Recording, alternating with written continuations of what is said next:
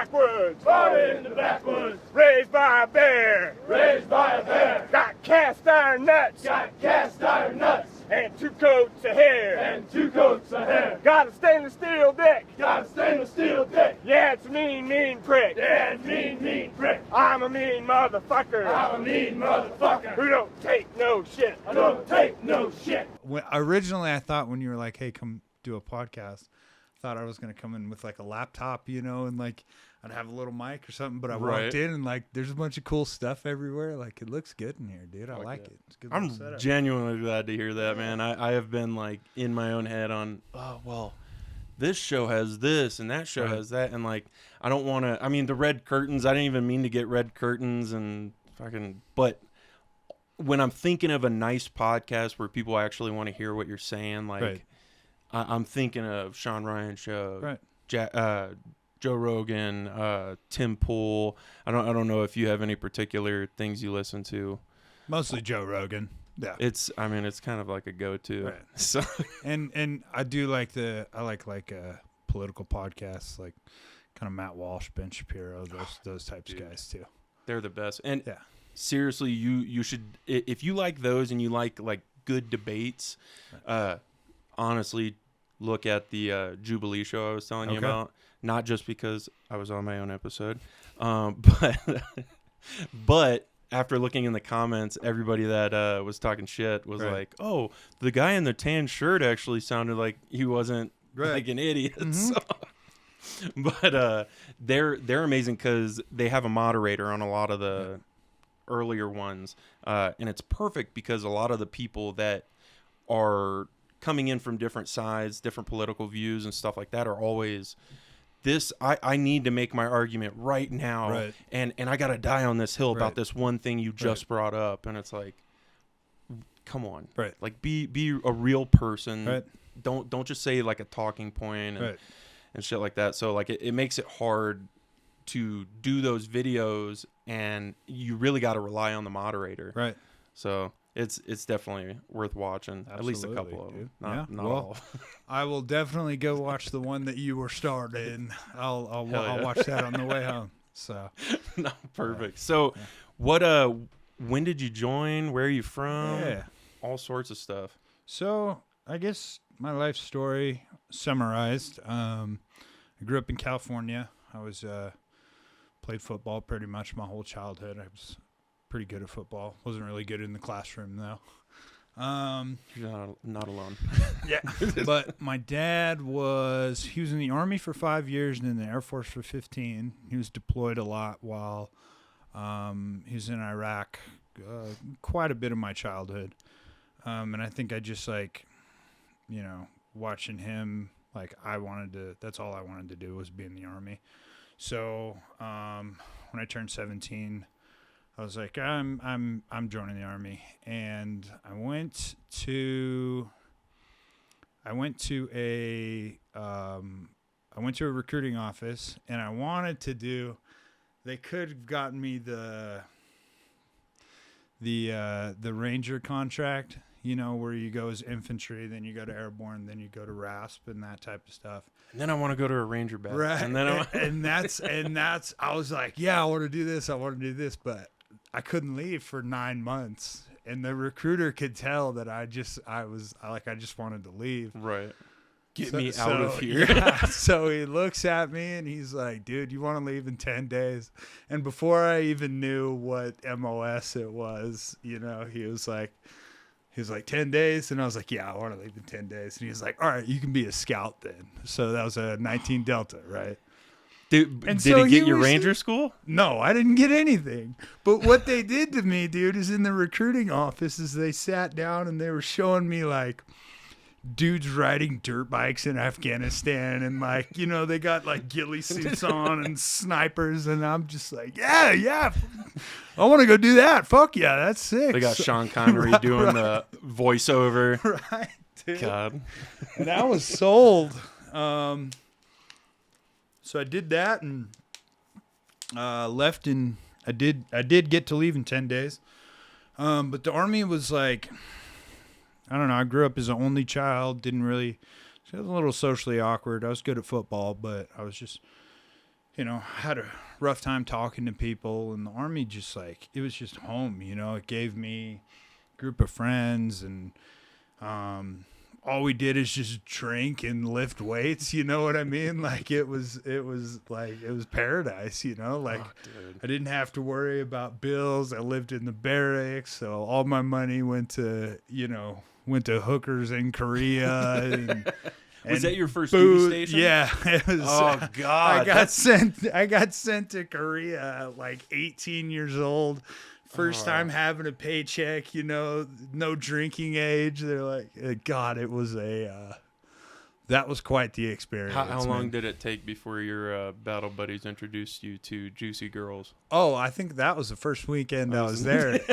Soju and Juicy Girls, dude. And I found, I fell in love with one, Oh, man. all that I'm gonna type take of you stuff. home. Right, exactly. I'm gonna take good care of you. Right. Come here, I'll get you that blue passport, I'll be girl. so good to you. Right? Yeah. Oh God. It was, but yeah, it's quite the experience. And then, Did you ever get to ride a dirt bike while you were no, around? never did. I didn't get it. I joined to go to war, and I never went to Iraq or went to Afghanistan. What years did you join? What? I joined 2012. Oh man.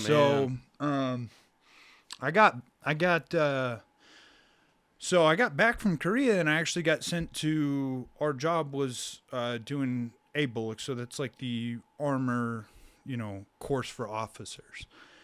And I was there for like 3 years, and I was like, guys, like I want to do something, So I didn't get to deploy. I didn't get any schools, I wasn't an infantryman. I was a scout. So, Yeah, there we go.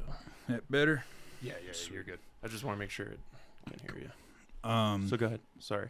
So I went to Special Forces selection because I was like, this is my only way I'm gonna be able to do something. Yeah. And I got selected, and then, I finally, I was like, I think I was 22, 23 years old, and like, I was at E5 before I was 21, and then like, I was doing well for myself, and then I got selected and went to airborne school, went to Fort Bragg to start the Q course, and I got hurt while I was in the Q course. And as you know, it when you get hurt, you see maybe 2 or 3 different doctors on base, and they're all like, here's Oxycontin, here's, Percocets, and you just have these, I used up this bottle so I can go talk to this doctor and get more. And it just started this big old rabbit hole. Were you active around that time? Or? Yeah, okay. I was active. How, when you were going through that Q course, is the Q course before you go to language and? Yeah, so the Q course, it's the SFQC. So it has like, your intro, you do like land nav, and then you do SUT, which is small unit tactics. And then you do like, I was 18 Echo, or that's what I was going to school for, was be a commo guy. So it's like Max Gaines, and then you have Robin Sage, and then you have language and all that type of jazz. But the problems really developed for me is because when you're in this Q course, there's not a lot of, on the SF side of the Army, they're trying to teach you like, hey, just show up here. Like, it's not like the big Army where like formation and they come and check the barracks room. Right. Yeah. And so if you combine this, like, hey, you're on your own, figure it out, with unlimited prescription pills and alcohol. From the military. Right. It like, and a 23-year-old, it's just this recipe for disaster. Damn. So, unfortunately, I got to a point I had to go to rehab, and I got lucky. Through the while you were still in. Yeah, they hooked me up because they kind of saw the condition I was in. They saw that, I was hurt. Plus, I was just given all these prescription drugs. It's even worse when you're like a high speed dude, where it's like they're gonna take everything you're saying. Yes, this hurts. What's it feel like? Oh, it's a 10. Actually, no, it's a 13. Right. You know what I mean? Like, and it's not. I got 3 bulging discs or herniated discs. Like, I feel you on the injury side of things, I got lucky that they didn't start pushing anything till after I had already gotten out. Right. And I think before things got too crazy, they started implementing a lot more.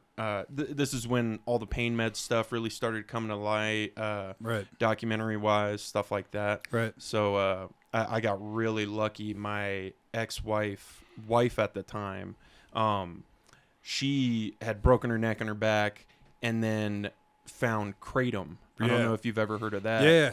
I love kratom. Yeah. I'm a huge proponent of it because you don't get that high feeling. Like the first couple times you feel like, oh my God, that's different, you know, but the main point is it dulls your pain receptors. It helps, it keeps you from having that, whoa, man, high feeling. Exactly. And it lets you go about your day and get shit done. If just like with anything else, if you abuse it, it's, oh yeah, absolutely. You know what I mean? So I got lucky on that end. I was more leaning into alcohol and other dumb things that you shouldn't do. Right, absolutely. So, I found I feel you. I don't drink, so I go to kava bars, and they have nice kratom, kava, like. Oh, dude, I got a stack of these free drink things. Oh, nice! I'm gonna get snag a couple after this, dude. Stack of them. Oh hell yeah! I'm coming to grab like half of those, but it is like, and you know we're getting off topic a little bit, but it's like, sorry. No, it's all good. I love talking about this stuff. It's like when you're at these kava bars, like when you're at a regular bar just drinking, you don't really know anybody. You have these, they're almost like fake conversations, but when you're sober, but you're just like enjoying this. Like kava gives you like a little wooziness or whatever, buzz. But you actually get to know people, and like you make, you know, I'm friends with a lot of the people there. I hang out with them outside of the kava bar. You know what I mean? But when you're drinking, you don't actually have real friends because you don't even remember who you talked to the night before. But I think friends, right? Exactly. But like kava, kratom, that stuff helps with the pain. You know, I'm big into MMA and jiu-jitsu and stuff, and like I'll take kratom before I go to class. Helps me pay attention, like helps me feel the pain a lot less. So yeah, it's great stuff, dude. I love that. It's a good topic. I'm glad to hear that. I'm whenever there's a story where it's actually like benefiting somebody that genuinely has to deal with pain and doesn't want to, I consider myself a hippie conservative. If I can do it with plants and not chemical pharmacy crap, I'm going to lean more towards that than anything. But absolutely. When you were going through the rehab and stuff, was your unit or platoon, whoever you were with, were they backing you pretty well through the process and not just getting you in?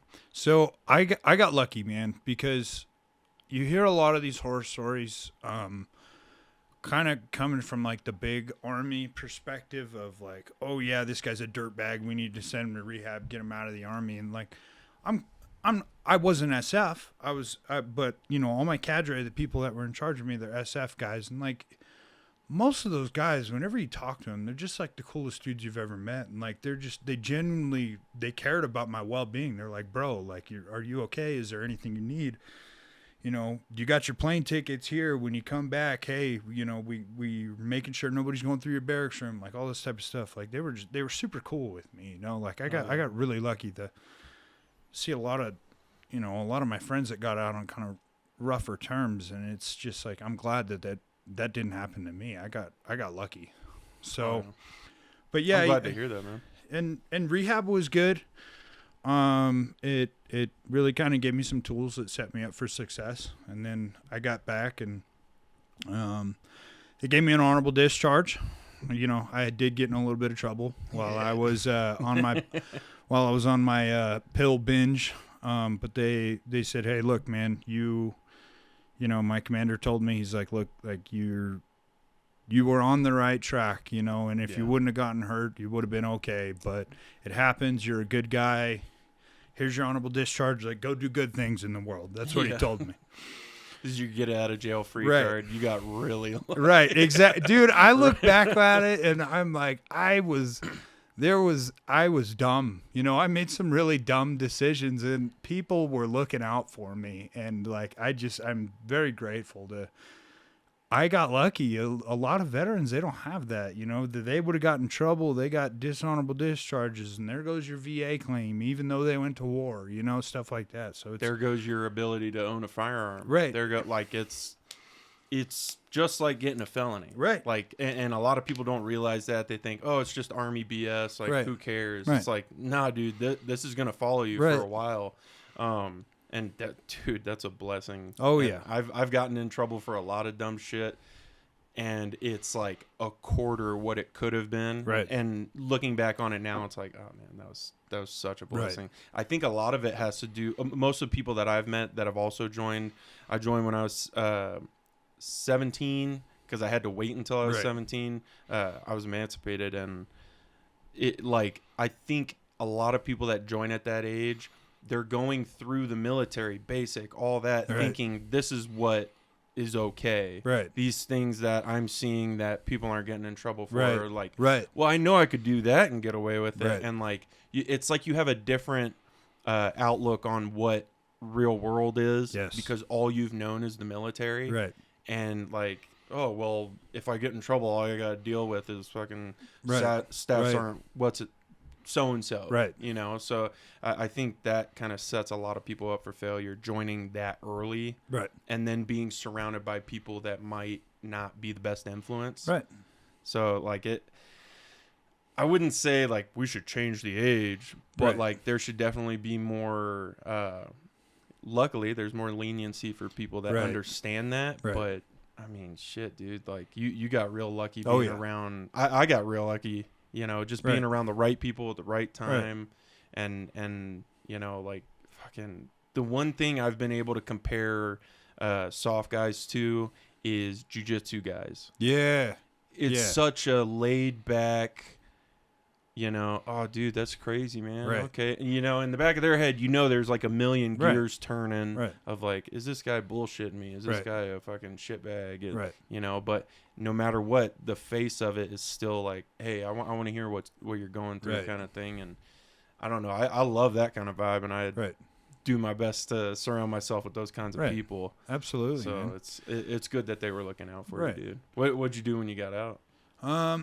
So when I got out, I kind of, dude, it was wild, man. I got out at what, 24, 25, and I had just no idea what I wanted to do. So I moved back to California, and where I grew up. And so, as I said earlier, like I was pretty good at playing football growing up. So I wound up at community college, and I was just taking some classes, and I saw one of my high school football coaches had gotten a coaching job at the community college.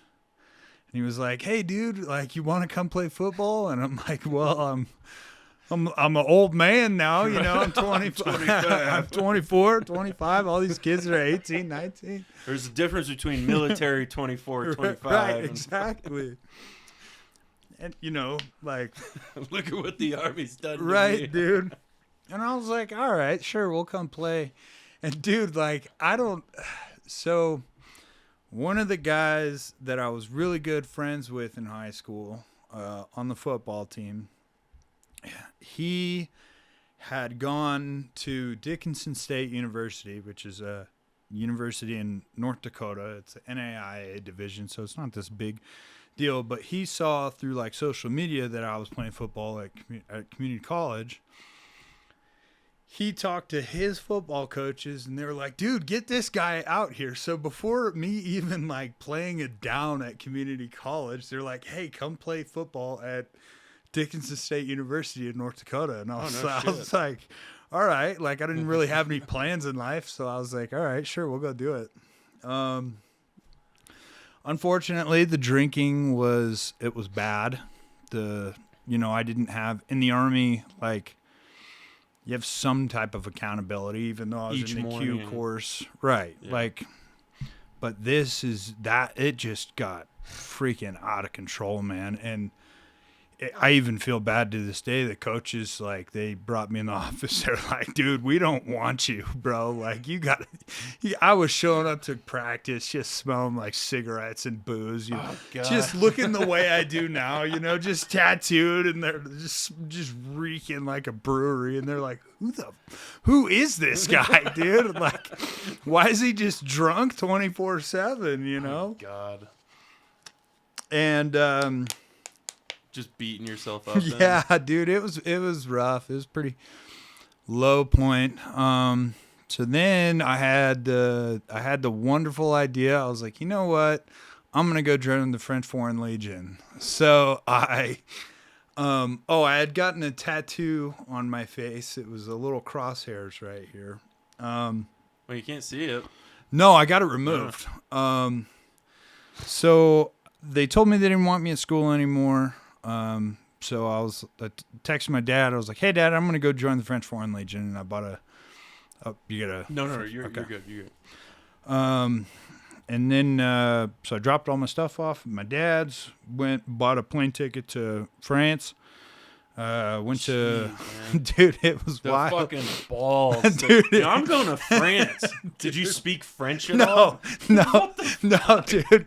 And Did you speak any other language? No, I just had no clue. I was like, I need to get back into the military somehow. Like, I need to do this stuff. I just can't do without it. I can't be a regular person, dude. Like, it just doesn't compute in my head. And so then I went and checked myself in at Albane, and they saw my duffels, and they were asking me about, like, I was like, yeah, I did this when I was in the military, blah, blah, blah. And they're like, all right, dude. So I made it through, like, the in-processing. And then my first, training captain, he looked at me, and he saw the tattoo on my face, and he was like, no, we can't have that in the Legion. You need to go back to the States and get that removed. So they told me, they're like, hey, go get it removed and then come back. We've got a spot for you. So I came back to the States, sobered up, started, getting really involved into Alcoholics Anonymous. And while I was getting my tattoo removed, I enrolled at Colorado State University. And then I was like, you know what? Instead of joining the Legion or the French Foreign Legion, I was like, let's do this school thing. And I was going to school for probably like 4-5 years.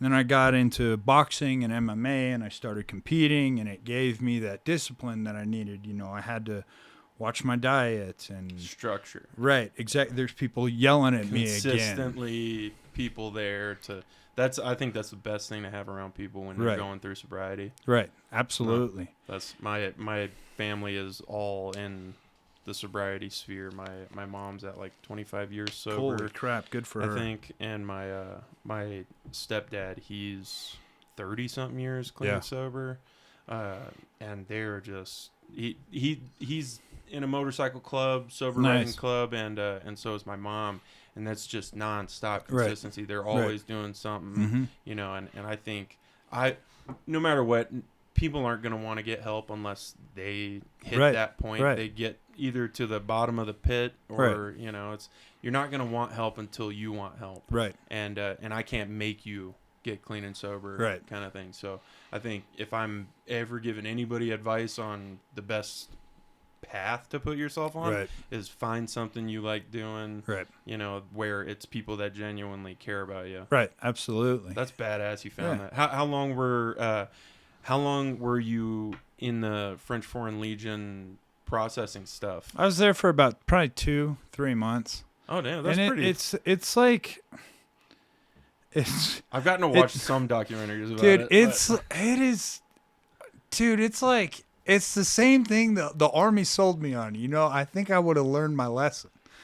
But it's like you see all these videos of all these like cool dudes like they're like, oh yeah, they're we're doing badass stuff in Africa and killing pirates and like going. You thought there were going to be dirt bikes at this one, right? Exactly. And then I get there and I'm like, dude, it's a bunch of like thieves and petty criminals and like just dirtbags, overweight people. You want to drink with, right? Exactly. Just like people you find at Tony's bar in Fort Collins. You know what I mean? Just like a bunch of dickheads. And I'm like, I'm sitting around and I'm like, thank God I had that tattoo on my face, you know, because like, you know, they're stealing stuff out of my duffel bags while I'm sleeping, and I'm like, yeah, okay, this is a French Foreign Legion, dude. Man. So, back in the States, started competing with boxing and MMA, and just loved it, and was going to school, and life was getting good, and then Russia, Ukraine kicked off, and like I couldn't help myself, man, and I knew a few people from my time in the Army. They got me connected, and I went. Was it through the government that you went over there, or was it through a contracting company? So it was. There's a bunch of different things you can do when you're in Ukraine, and like you can do NGO work. You can join the Legion. There's contracting companies, but it's more or less like you get over there, and it's like they're bidding you out. So. Right. They need help over here. Right. We're going to have you go do that for this long. So to start, it was like I showed up and I was just doing, I went over, an NGO got me over there, and then I got involved with the Legion. And then as time progressed, I moved into other spheres of work that are there, but I'm not going to go into too much detail about that on here. But the Legion... that's where I got like most of my combat time was with the Legion over there, and we were fighting the Legion. You went over to France, tried joining the French Foreign Legion, and then they said you need to get rid of the tattoos. So you come back to the States, you start bettering yourself, college, fighting, all that, and then you get to go back over through whatever company, and it's still a part of the French Foreign Legion? No. This is Ukrainian Legion. So okay. Ukraine will take, and they'll hire, like they hire people like me to go over, and they'll even, like, the Legion will take people that just, it's like joining the Ukrainian military over there. So that's what I did to start, and we were fighting it, and you can Google the city, but we were right on the outskirts of Bakhmut, and that place, it was spicy, dude. Like it was some pretty heavy combat over there. I think when you sent me your bio, I started like trying to do some. There's not that much that I was really able to look up that would go in depth into anything, but as far as like the history of Ukraine, stuff like that, I was trying to like read up on as much as I could. Right. But so they have their own Foreign Legion. Yeah. Were you considered, because I kept seeing stuff online saying that you could, if you were ex-military, you could go overseas, help fight in Ukraine, and you would also be able to use the VA afterwards, and it would be like connected, kind of, where they would count whatever happens to you over there. I'm not too sure about that aspect of it. I did hear a story. I don't know if it's true or not. A guy that was 100% disabled went to Ukraine, got both his legs blown off, and then the VA took his disability because he wasn't supposed to be working. Ooh. So it's like I'm not too sure how all that stuff works. So I'm PNT, 100% PNT, permanent and total. I don't know if that would apply to somebody that has that, but I think I don't have the specifics, but it sounds like it might have been one of those temporary 100%s, and you can file for that. Let's say you're at like 60% through the VA for your rating, and something happens to you where you're debilitated, you can't work, so you file for temporary 100%, and if they approve it, you have to go through like a whole process. This is why I can't work. This, you know what I mean? Such and such, whatever reason. It sounds like that might have been that, or because if it was PNT and then they told him to kick rocks, that would be fucked up. Like I said, I don't know how true the story was or not. Like this is some rumor mill stuff that I heard, but you know, what I know about some 100% disability ratings is that like it says in there you're not allowed to work. You know what I mean? Like we're going to give you a 100% rating based on you can't be working. You can't have a different job. And it's a job. You know what I mean? So they found out he had a job, The thing I do say though is like if you're fighting from the UK or Australia or like any of these NATO nations, there's VA hospitals like in Germany. They will, if you get hurt or you're like ex-military from the US, they send you to Germany to get treatment through the VA.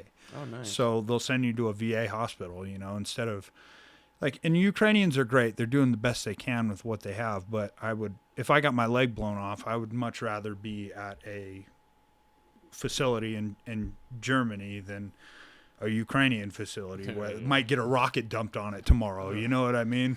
Did they at least take care of you guys while you were over there? Oh yeah. And it was tactically or in what aspect? Both sides of it, because it's like the guys I was working with in the Legion,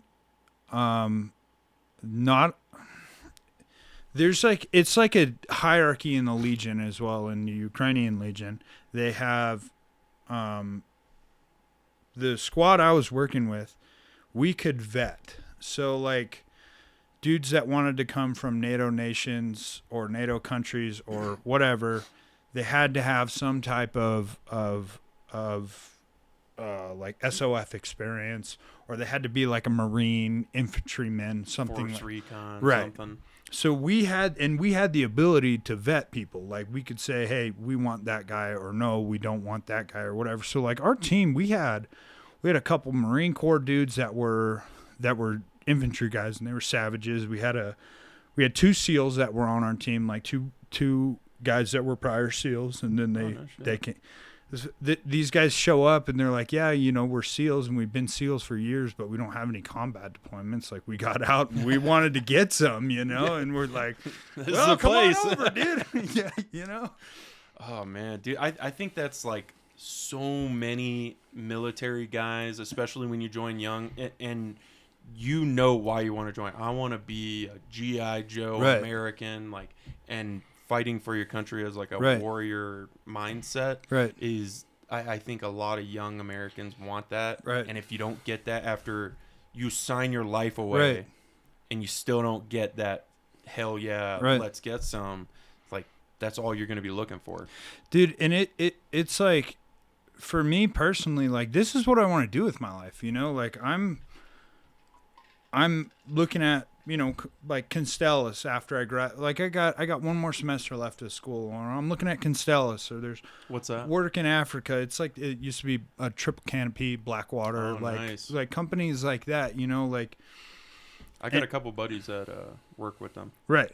Yeah, right. dude. And like this is what I'm trying to like, this is what I want to do with my life. And I think a lot of dudes, they get in the military, they realize, well, the military's not going to give me this GI Joe. Like I want to go blow shit up, dude. I want to shoot at people, dude. I want to jump out of planes. I want to do all this. Yeah. And they think that like once they get out of the military, they can't get that. But the way it was explained to me is like the world is on fire right now, and there's war everywhere. There's just conflict like all over Africa, Europe. There's slavery all over Africa. There's more slaves in the world than there ever were. Right, exactly. And there's just like getting out of the military, if you view it as this like, well, I guess there's no way, but you use it as like, hey, I did this in the military, here's my job application. It's like, dude, there's so much cool stuff you can go do. It's everywhere. Like if you know how to put a bio together and make it look nice, make it pop, make sure you got your certs on there, like you in the EP world, executive protection world, there's so much work you can get. Dude, it's insane, bro. Having a guy that can do advanced work. I just had a guy on Isaac. He owns he's part owner in a EP company, and they're amazing. He's great. His big thing now is like CQB stuff, and help teaching civilians and as well other people to work in that sphere. So we can definitely talk offline. I absolutely, got a bunch of people I could hook you up with. I'm so down, and I did. I made this like when I was coming back off the plane back to the States, I was like, man, I'm just going to do a semester of school and then go back to work. What I have decided is no matter what steps I take, I'm finishing school. So like I'm not going to do any overseas work. I'm not going to go join a Legion. I'm not going back to Ukraine. I'm not going to do NGO work anywhere. Like I'm gonna You're finish school. tightening it up on Yeah. what you want to do. Exactly. Like I have Fuck one yeah. more semester, and it was like Who's counting? right. Like the day I decided I was coming back to the States from Ukraine, we were sitting in a bunker, dude, and we got hit by a Russian helicopter that launched guided rockets at our bunker. And there was 4 of them, and dude, it like collapsed the bunker, and I was just like, I have been shot at by anything and everything, but the helicopter. I was like, I got back to the house, I was like, guys, I need a break here. Like the helicopter was a little spicy. I'm going back to the States to finish my liberal arts degree, and they're like, That's it. Yeah. Coming from you, Right. like, They're did like, you "What?" have all the tats yet? Or? yeah, they're like, dude, you can read, and I'm like, yeah, I'm actually a senior at Colorado State, dude. It's kind of wild, God. you know. But so I made a promise to myself. I was like, dude, when I get back to the States, I'm finishing school. That way, like, I was registering for classes on Starlink in a bunker, like I don't need to be worrying about school when dude. I'm overseas. So It makes. I think that's same here, dude. I got out of the army a year after I deployed to Afghanistan. Yeah. Fucking. That was my time sitting Right. over there in a guard shack, sitting over there in a HESCO, like Right. next to HESCOs and shit, and like under the little cement barriers because you get. I was on CAF for a little bit, doing some training. And it just before I went back out to my fob, right. and you get these incomings nonstop, and it's like, okay, you know what? I should probably rethink how I'm doing some of this Right. shit. Dude, I think I'm for- good.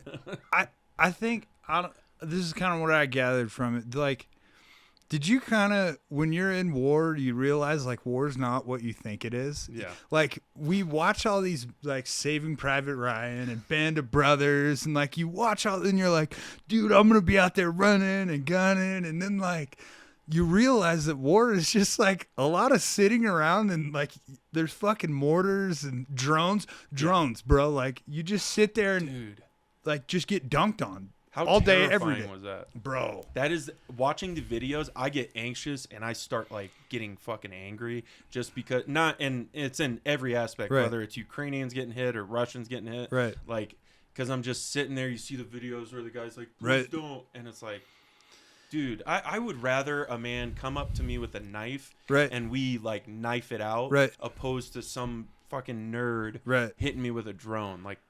Well, dude, after Ugh. this session, I'll show you all the videos I have on my phone Oh, of God. like, and like I got GoPro footage and stuff. But so That's when I explain drones to people, so we had like, whenever a drone dropped on us, we had this like, okay, you're gonna go off and like an SOP, right? Like Right. we're gonna do a minute and a half of. You go, like, you try and find cover, and then you set your watch for a minute and a half, and you get up and you move out, right? So we had, on one, like, 5-click movement, okay? A drone comes by, drops a dud. A lot of the drops that they have are duds, like, they don't explode. Everything's not perfect. right. So a drone comes by and it drops on us and it's a dud. And so we wait a minute and a half and we go, okay, we get up and move. Another drone comes by and it drops on us and it's a dud. And it's about a minute and a half and then we get up and move. In that short amount of time, with those 2 drones that they saw, they realized what we were doing. The Russians realized these guys have, what they do is System. the system, and they have it at a minute and a half. So these fucking cocksuckers get a mortar and they delay the fuse a minute and a half, dude. And they fucking hook it up to the drone, dude. And like, we're like, you hear that me, like, oh, dude. I whenever a mosquito buzzes in my ear, dude, like, I can't do it, dude. But this fucking drone, dude, and it comes and it drops, and we're like, all right, we're waiting. Squad leaders. Watch goes off. He's like, all right, guys, time to get up and move out. We all stand up and it just boom. Nobody died from it, but it fucking like smacked us back. I go back into the berm. And Probably I'm got a like, TBI. right. I'm like, oh, fuck, bro. So it is like the war develops so quickly there. It's just like one mission, you'll go out with a coat that protects you from IR drones or whatever. So they can't see you Right. with the infrared thermals, shit like that. Then the next op you do 3 days later, they give you a different coat because they've already upgraded the drones to see through. And it's just this like constant fucking, and you have to try and keep up with it to stay alive. But it's also, you know, they give you tarps and all this type of shit, and you're Hoping it works. right. And you have to have anti-air and RPGs, and you got to have extra ammo, and you're going out to position for 5 or 6 days. So you got to have food and water. And it's just like, dude, by the time you're actually running the mission, you have like 110 pounds on your back, and you're trying to walk like 5 miles to your position. You're just like, dude, what works, what doesn't, you know?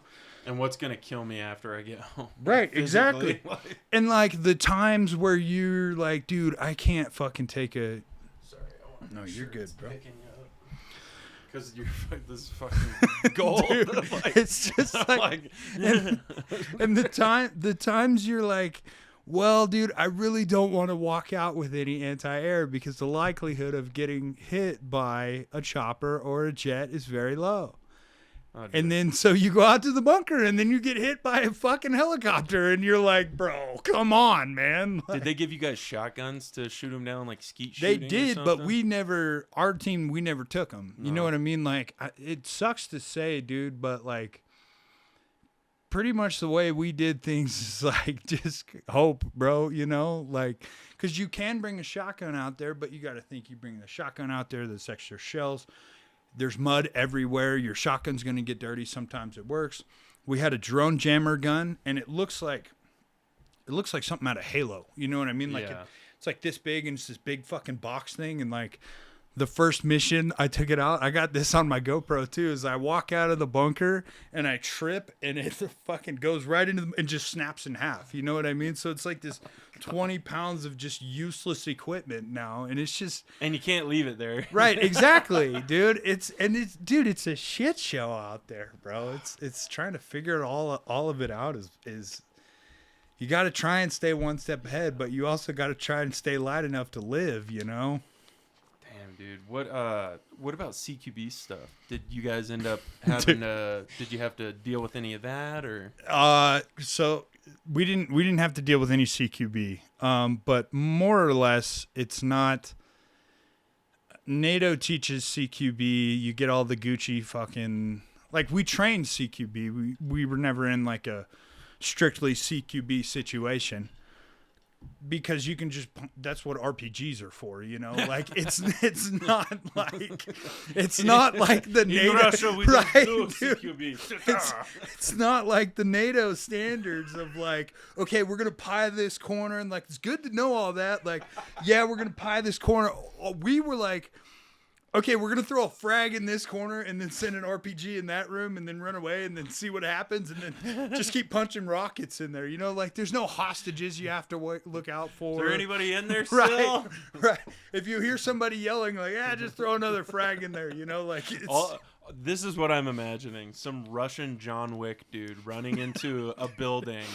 And he's like, oh, I'm just going to wait here till they come back. And then all I see is you going. It is fucking, like, I don't know. I think when I summarize it to people who I haven't really talked to about it, they're like, dude, what's it like? In Ukraine, for a foreigner with a bit of like military experience, and then you're in this unit with SOF guys, you get whatever you want. You get, you know, I'd say, hey, I need an RPG with 10 rockets. Within 2 hours, they get an RPG with 10 rockets. Oh, no shit. So for us, my experience, it was like playing Grand Theft Auto, dude. You get whatever you want, and you get the cool drones, put and cheat right, codes in. you're just fucking, and you just kill these Russians, and it fucking makes your stars go up. And then what happens when you get 5 stars in Grand Theft Auto? They send the chopper after you, dude, and like, you know, that's when I was like, okay, I'm alive now. I'm gonna call it good.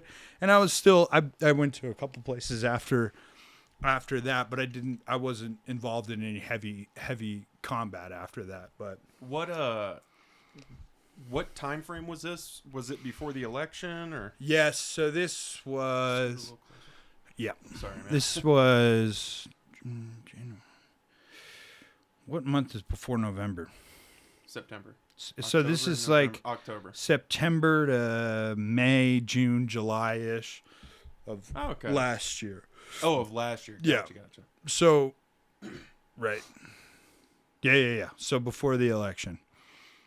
And it, so we'll, I'm a political science major. We'll talk about politics now. Okay. Good segue. So, right, exactly. So I'm pretty conservative, libertarian, there's a few things that I'd side with the left on, but it's very little. It's hard. Dude, it's difficult.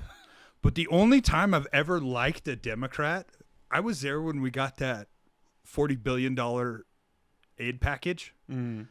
And like, I got like a new 240 with like dual tube nods, you know what I mean? And I'm like, thanks, Joe Biden. You know what I mean? I'm like, the only time I ever liked a Democrat is when he gave me fucking sweet guns. You know what I mean? I'm like, this is fucking sick, you know? I mean, you give me a 240, I'll be in the next like Democratic commercial. Right. I mean, I don't like them, but Right. he gave me a 240. Right, so. dude. And I'm just sitting here and I'm like, dude, these guys have been just harping on, what I can have on my rifles back home and blah blah blah. But when I'm fighting in a war in a different country, they're like, "Here you go, dude. Fucking take this, bro." Just give the American the bullets. Right, exactly. And I'm just like, why? That's all they do is they just take like a tank full of autistic Americans, right, dude, and toss them right, in. dude.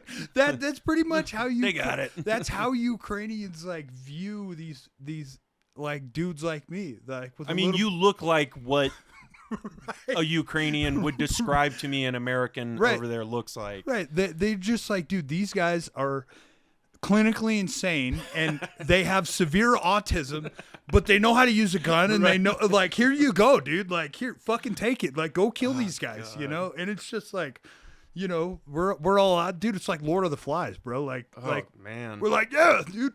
They give you RPG rockets and they're like, hey, if you come off a mission with these rockets, they're not going to give you any more.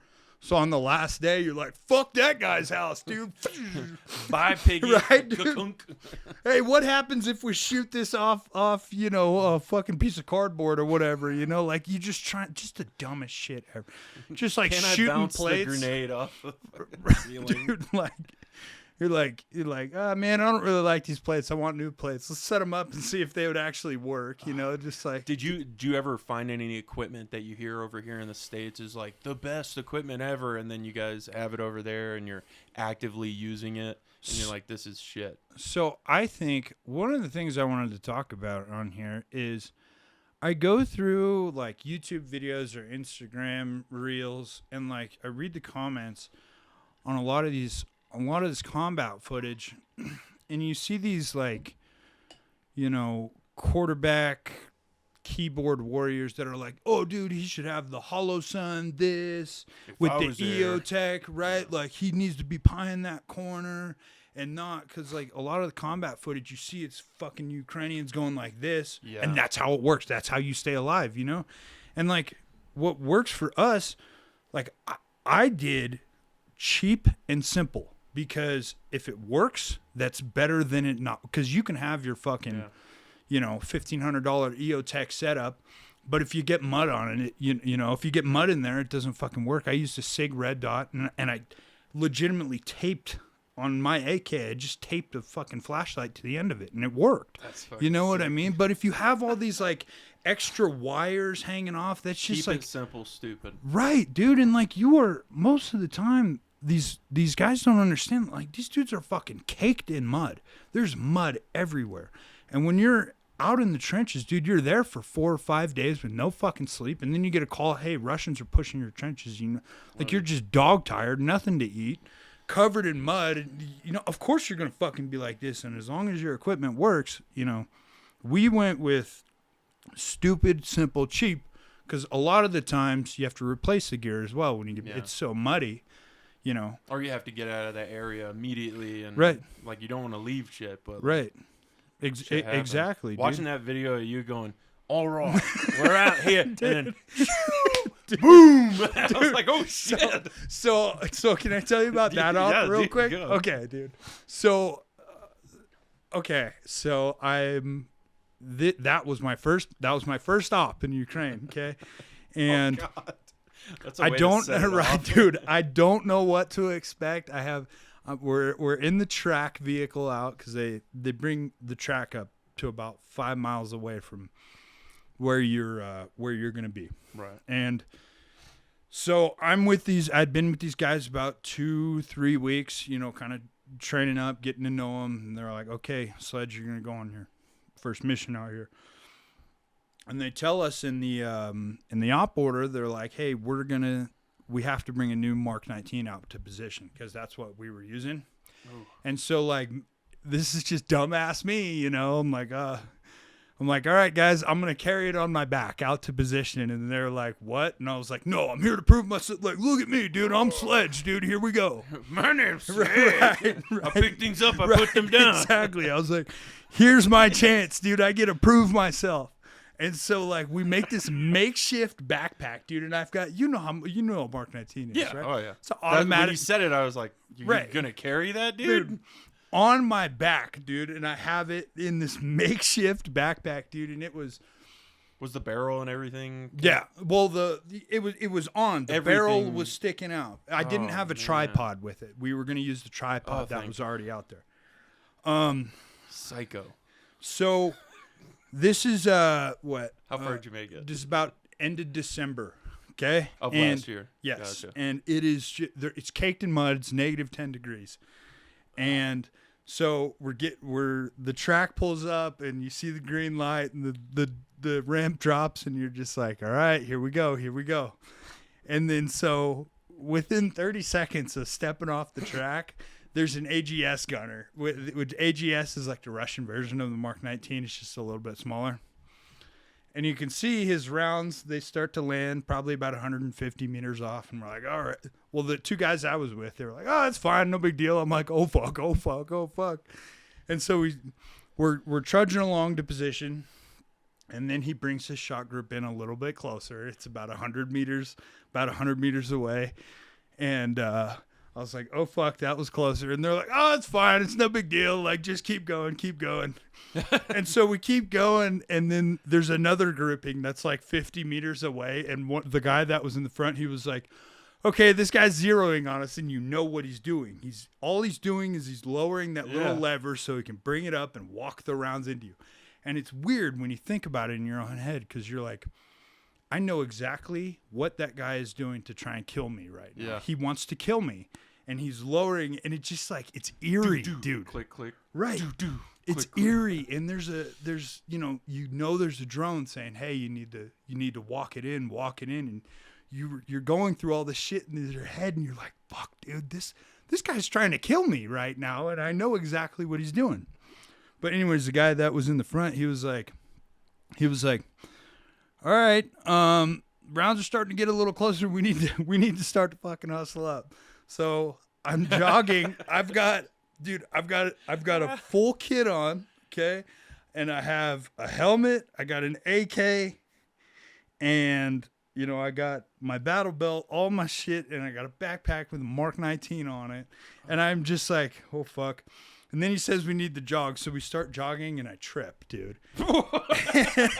All that weight? Dude, all the way.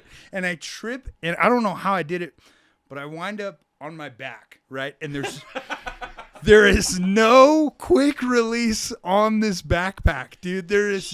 And I am flailing like a turtle, and I'm watching this dude just walk the rounds in closer, and I'm like, I'm gonna fucking die. And the guy that was with us, I can't say his name, but he just starts laughing. He's laughing hysterically. He's like, "Hey, dude, I'm gonna give you two options. I can help you up, but I'm gonna make fun of you for the rest of the time you're here, or you can get up on your own." And I was like, "Fuck you, get away from me."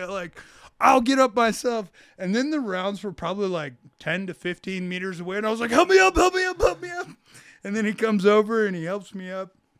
And so I get up, and then we probably had about a click left, and we make it to the bunker. And he's sitting there laughing and like, dude, God. I'm at this point, I don't know, like I'm almost pissing my pants or like about to cry. I'm like, Yeah. what the hell just happened? You know what I mean? And all of this was at midnight too, and I'm trying to work with, you know how difficult. So it was at night. Yeah, you know how difficult it is to walk in Nods. Yeah. Like there's no depth perception. All you see is the flashes. I can see why you tripped. Oh yeah, absolutely. And plus, like, the only time you got light is like cluster munitions or flares and stuff. Could you see the rounds he was popping off? No, I heard the cracks and I saw the little flashes. I didn't see them through the air. Or that's what I mean. Like, yeah, could just with the nods, because I mean, if you didn't have the nods on, all you're hearing is boom. Yeah, yeah. Or like just going around you. With the nods, you could see like this little burst of light, okay. and you hear the crack, you hear the. Whew. So, That's anyways, crazy. we work that. We get in that. We're in that bunker and we do our thing over the next 4 days. So we get out. So what they do is they say, hey, there's Russian troop movements here. We need to, get out and run a fire mission, because that was our job. We would watch this intersection where Russians would drop troops off, and then they would go switch. They would switch their guys out, and Russians would run back. And our job on that mission was to watch that intersection and blast those Russians with Mark 19. So you'd hear on the radio, hey, get ready, you're running a fire mission or whatever.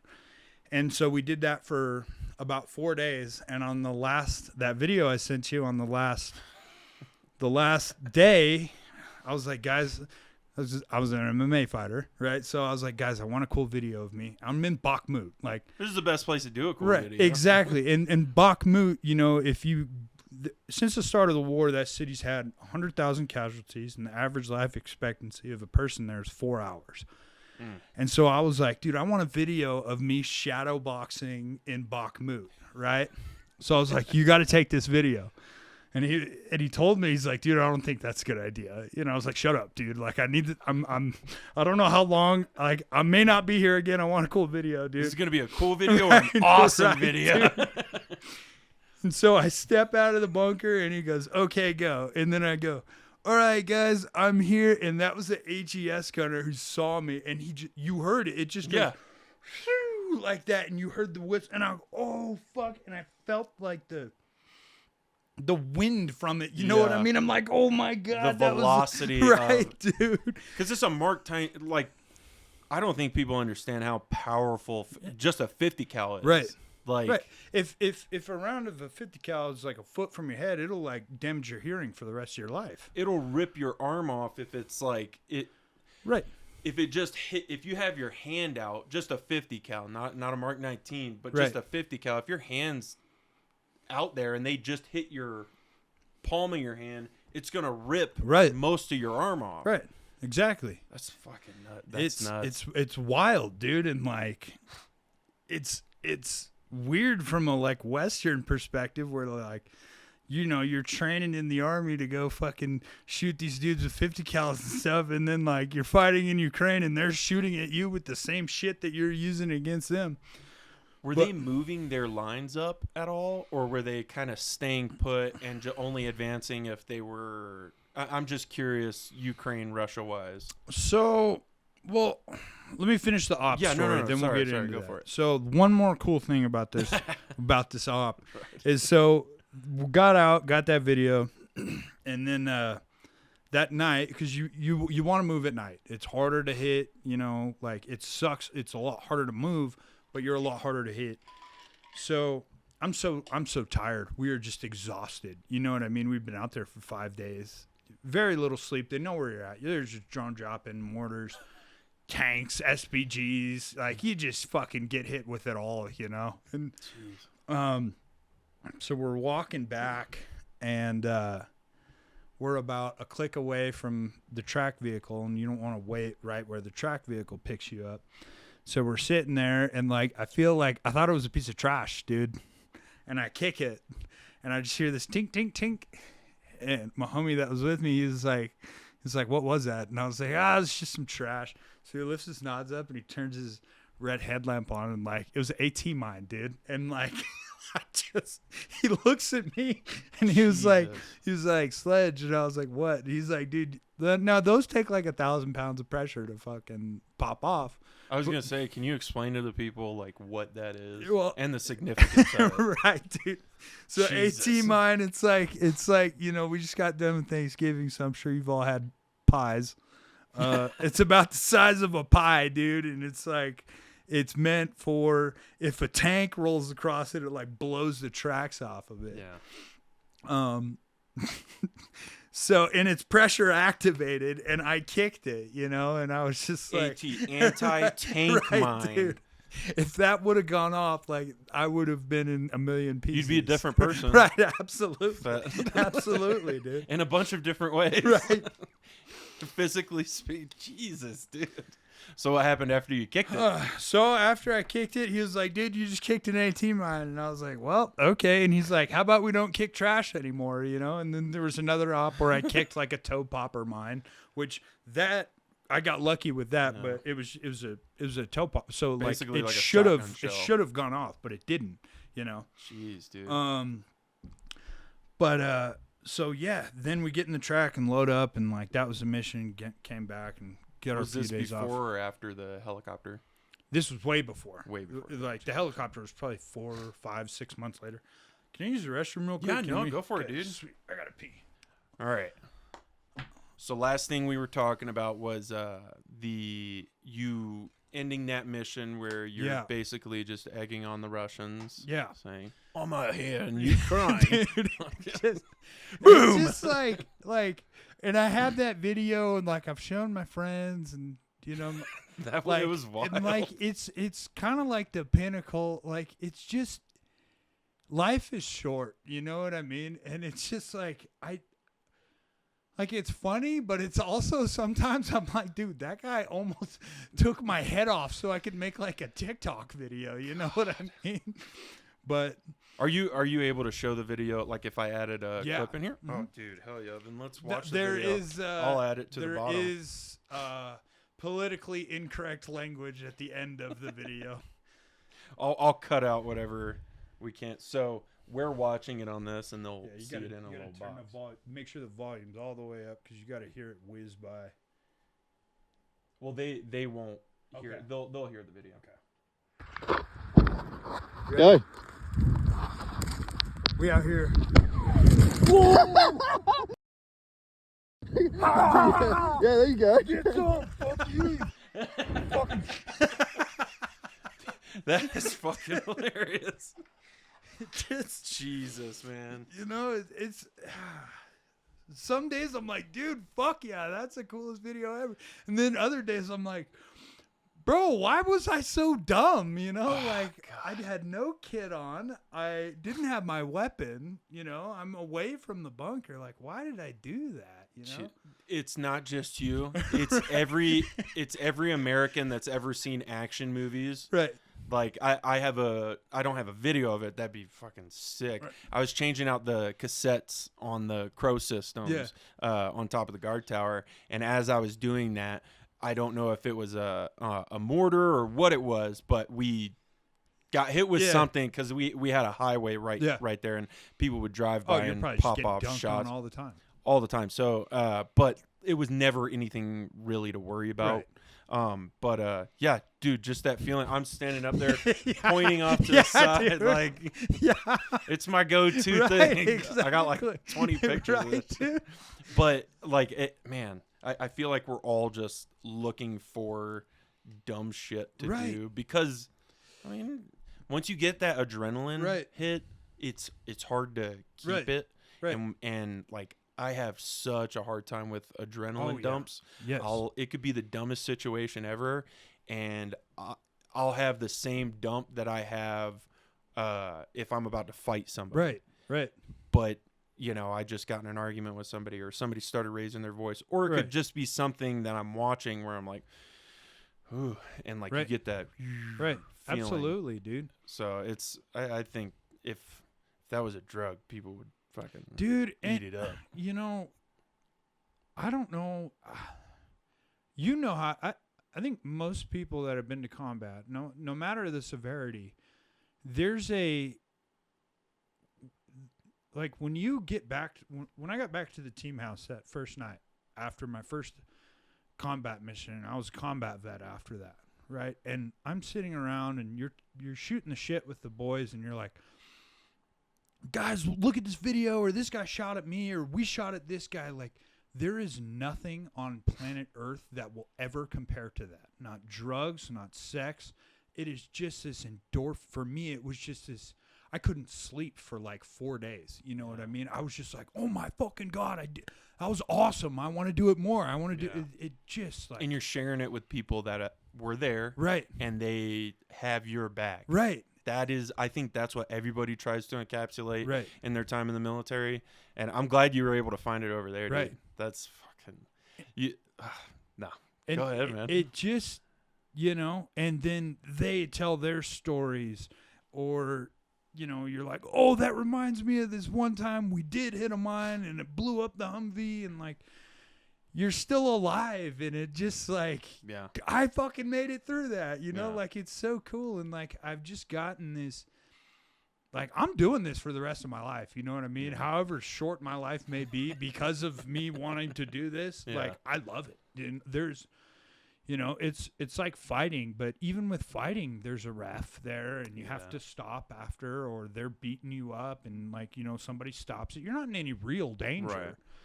But this is just, there's no, and you can't explain it to somebody. It's you get it because you've been. Yeah.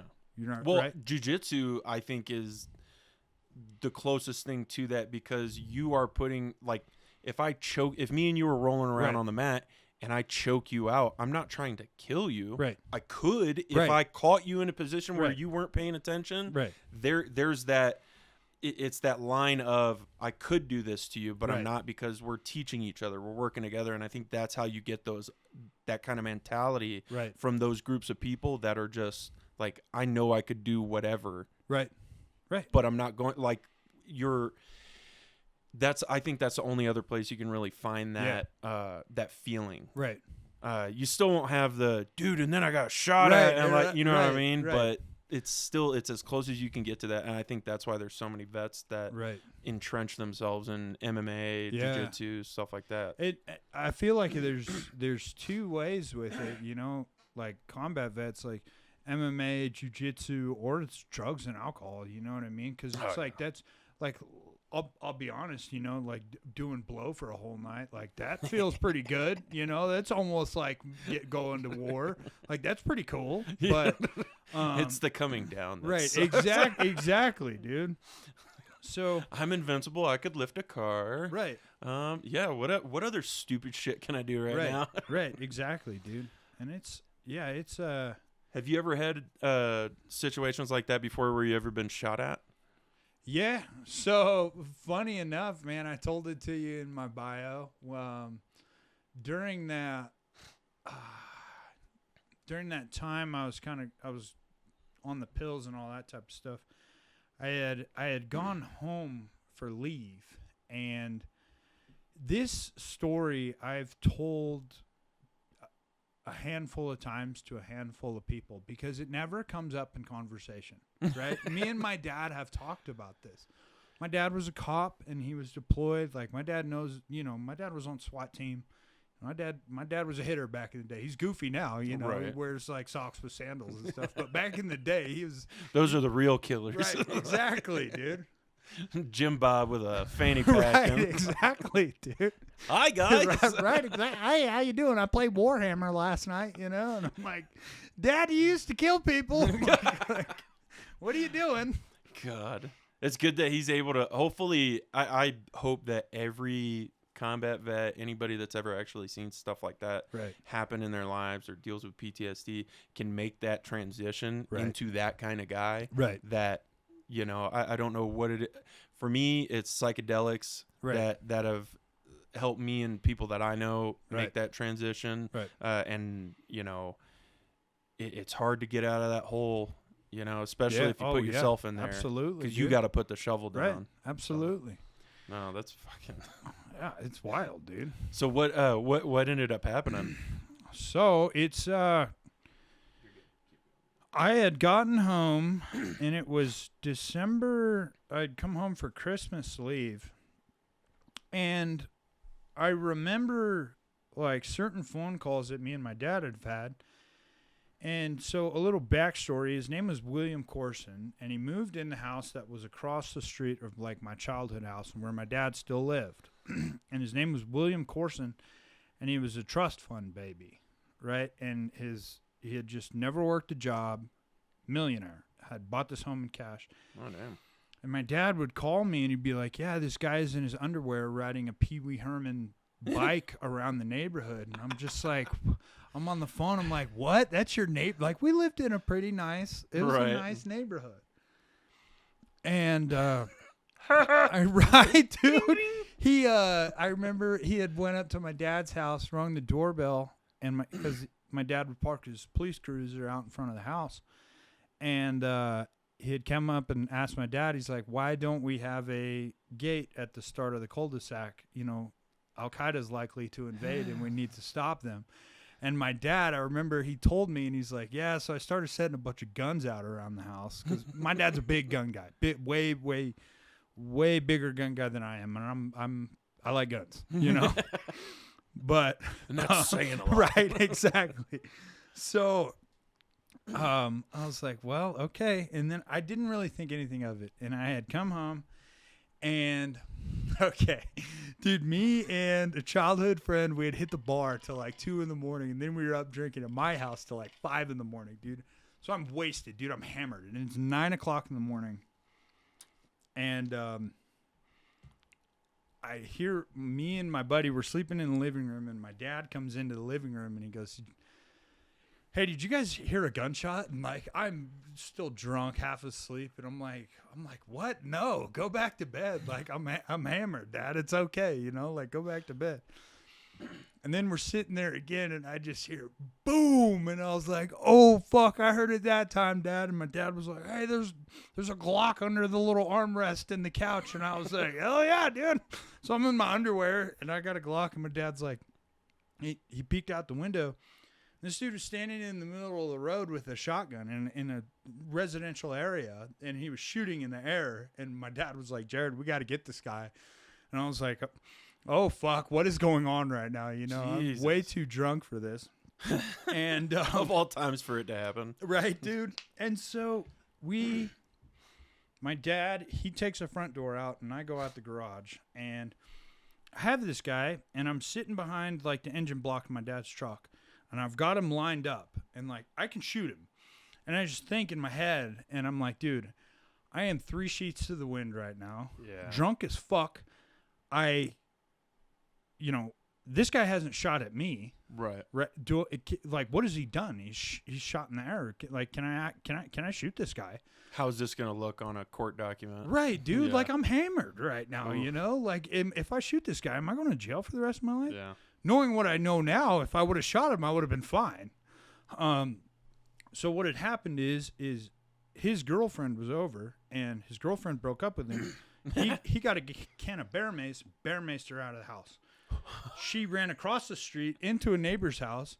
He called the neighbor's house and said, I'm coming outside to kill you, and was coming out with his shotgun shooting in the air.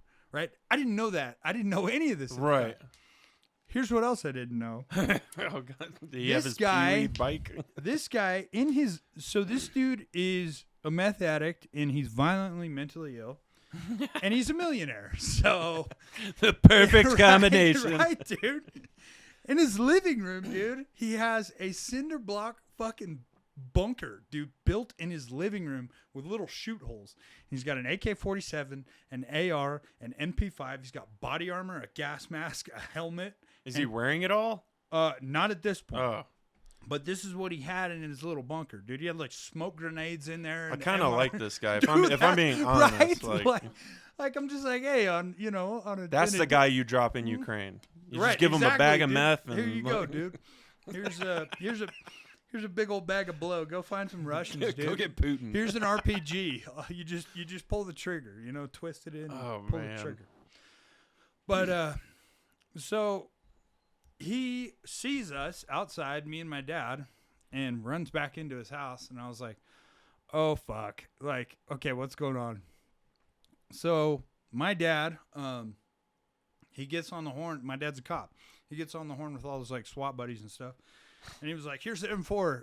My dad, legitimately had, he was a cop. He had on his SWAT. own setup over there. He's got like an M4, it's not just your basic AR-15 with single shot on it. Like, it's a Gucci little setup he's got. My dad's a bit of a doomsday prepper too, so we set up a sniper's net on our window, right? And I'm standing there on the M4 or with an M4, and so I'm standing there. My dad's on the phone. I'm like, okay, things are kind of calm right now. I didn't know this guy had all these weapons and a bunker. Next thing I know is I'd never been shot at before, right? So I didn't know. But I start hearing crack, crack, crack, and I'm like, what the fuck is that? And then I see little chunks of our drywall start to come out. And I was like, oh, fuck, he's shooting at us. So then, like, I do, like, the Ukrainian. I'm like, fuck. Like, this is in a residential neighborhood. And I get, like, 3 or 4 rounds off. And my dad was like, hey, what the fuck? What the fuck? He comes in, he takes a gun. I was like, what the fuck is going on? So at this point, he starts shooting at all of my neighbors' houses, too. My neighbors are calling my dad. What are we going to do? I'm answering the phone. I'm like, hey, when my dad starts shooting, you got to run, blah, blah, blah. Finally, we went, my dad, he was like, because me and my buddy Sawyer, he's this big old liberal, doesn't like guns, right? So when all this was happening, he was terrified. And he was like, dude, can I have something? And Give me something. Right. So I went and got a 20, my little fucking like 22 that I had. There's no rounds in it, Oh, I was like, here you go, dude. Just take this. And so then we go out back. We get up over the fence. SWAT team comes in. What ended up happening with this guy is, so they had kept me up at the command post. And, funny story. There's like a business right behind where we live. Me and my homies, we used to climb on top of the roof and smoke weed up there. And like you could see our whole neighborhood. And I was like, hey, if you put a sniper up there, like you can see everything. And so they did. And I was like, fuck yeah, dude. That took my advice. Dude, that's fucking, oh man. So, they decided to call in the Bearcat. So it's like a striker, but for a SWAT team. Right. They knocked down his garage, and this fucking gets a Molotov cocktail, dude, and throws it at the Bearcat, and it lights his whole house on fire. And he runs out the front and like SWAT team set up everywhere, dude. And he runs out to the front onto his front lawn, and you just hear bang, bang, bang, bang, bang, bang, bang. It's like, oh fuck, well that's the end of that, dude. They turned him into a pincushion. Oh yeah, fucked him up. Did he pass? Yeah, he's dead. Oh. Yeah, they shot and killed him. Oh, I mean, that's horrible. Nobody wants somebody to die. But if there was ever I a want guy, that guy to die. I mean, I'll call it how it is, dude. That's crazy, yeah, dude. but so I got into this, like, I guess why I never really tell anybody. It never really comes up in conversation. But it's also, man, I was going through a really hard time with drugs and alcohol in the Army at that point. And that's like, dude, drinking after that got really bad. Drinking, like I was mean, I'd get angry, I'd start doing drugs to like excess and stuff. And like, I got to this point where I was like, I didn't want to be that guy in the military. Right. Hey, I think I have some post-traumatic stress disorder. And people would be like, well, you're a slick sleeve, like, right. What do you have it from? And like, like we can all look at the military from a politically correct lens and be like, yeah, he should have got help. But if you're not in that squad, you don't know, like people will make fun of you. Like, what the fuck is that guy doing? Yeah. What does he want? Attention? You got PTSD? Right. Yeah. No, right. And I feel you. I didn't want to be that guy. Yeah. Later on in life, I'm looking back at that and I'm like, dude, I'm in my house where I grew up, and this dude's fucking blowing my dry. Of course, I should have got help for it. You know what I mean? Well, not even that. Just going into the putting yourself in a position where there's nothing you can do. Joining the military, when you sign your name on the dotted line, like that's it. You don't own you. Right. The government owns you. Right. And if you don't do what the government says, they will put you in prison. Right. Or kick you out or whatever. And I think just that. along with you're getting the original basic training where you're getting screamed and yelled at, Right. and like you are being turned into this completely different person Right. than you were going in. I think just going through that process and knowing that there's nothing you can do other Right. than getting kicked out or whatever, Right. that itself can give somebody a form of PTSD. Right. That is completely different than, Right. Jim Bob that had to run Right. over a kid with a Right. Humvee or Right. something, like, or got his legs blown off, whatever. Right. Right. It's everybody has their own form, because like I said, I'm not Rambo. I didn't do Right. anything super crazy courageous while I was deployed, and I was in Afghanistan. Right. Like, I'm a combat veteran, Right. but like I'm always going to compare myself to the guy that is like knifing somebody Right. in a trench, Right. or the guy that went to Ukraine. Right. You know what I mean? Like, Right. there's always that, not imposter syndrome, but kind of like that. Right. And dude, it's like that with me. I sit here and I'm like, I have a video of me getting shot at, and I'm like, do I really? There's guys that have been fighting in Ukraine doesn't for count. 2 years. You Yeah. know what I mean? And like, they have had CQB situations where they've had to shoot people, and I'm like, well, I didn't do that. So Yep. I think there's this like, it's like a toxic relation. It's almost like a one-up with post-traumatic stress disorder with other veterans. Even if they're not doing it, you're doing it to yourself. Right, exactly. Yeah. And it's just like, no. Let's all sit down and be like, we got some trauma we need to talk Yeah. about, no matter how big, no matter how small it is, but. And the people that you meet that have that mentality on the opposite side of what you're saying, where they are comparing you to themselves, like, Right. well, I did this and I did that, and they're that one-upper, Right. and they're belittling what you've been through and belittling your situation Right. that you're dealing with, that's affecting you Right. physically, emotionally, all these other ways. Those are the people that haven't gotten to the point where they realize that everybody's going through their own thing. Dude, you nailed it. Yeah. I hope so. You nailed it on the head. It's when, like when I was young, 18, 19, I would see girls with service dogs, and I'd be like, what the fuck do you have post-traumatic stress disorder from? And it wasn't until I was in the Q course, and I don't know how it came up, but a dude that is SF tab, Ranger, bunch of pins, multiple deployments, he's like, you don't know if she's been, you know what I mean? And you're just like, oh, everybody has their own form of whatever. It's traumatic, like it's relative to their own head, and it affects them in their own ways. It doesn't have to be this one-up situation. It's all about perspective. Right. And it's what you're like. I can't remember what I was listening to, but it's like different levels of consciousness for people. Like, you get, I think it's like level 2 or 3, you're able to put yourselves in somebody else's shoes. Right. And you're able to be, you know what, I could understand why the guy with the Mark 19 on the Russian side is shooting at me. Right. Right. And I hope he can see why I'm shooting. Like, I'm Right. not pissed off at anybody in Afghanistan or Right. Iraq or any of those places that have blown themselves up or shot somebody or done whatever to American soldiers. If I was in their position, I would do the exact same Right. thing. I can put myself in the position of people coming from other countries into the U.S. Right. illegally. Right. I completely get it. I would do if the door's open, I would do the exact same thing. Right. So like those different levels of consciousness, and the higher you go, the more you. It's not like it gets more in depth, but it's you put yourself in their position times like 10. Right. Like it keeps going up, and I think you get to those points with situations that happen to you throughout your life, Right. that bring you to the point where you have a barrel in your mouth. Right. And I Right. think people that, no matter what stress they're dealing with, if it brings you to that point, you're going to do one or two things. You're Right. either going to end it right there, or you're going to sit and think, who do I have to live for? Right. What do I have to live Right. for?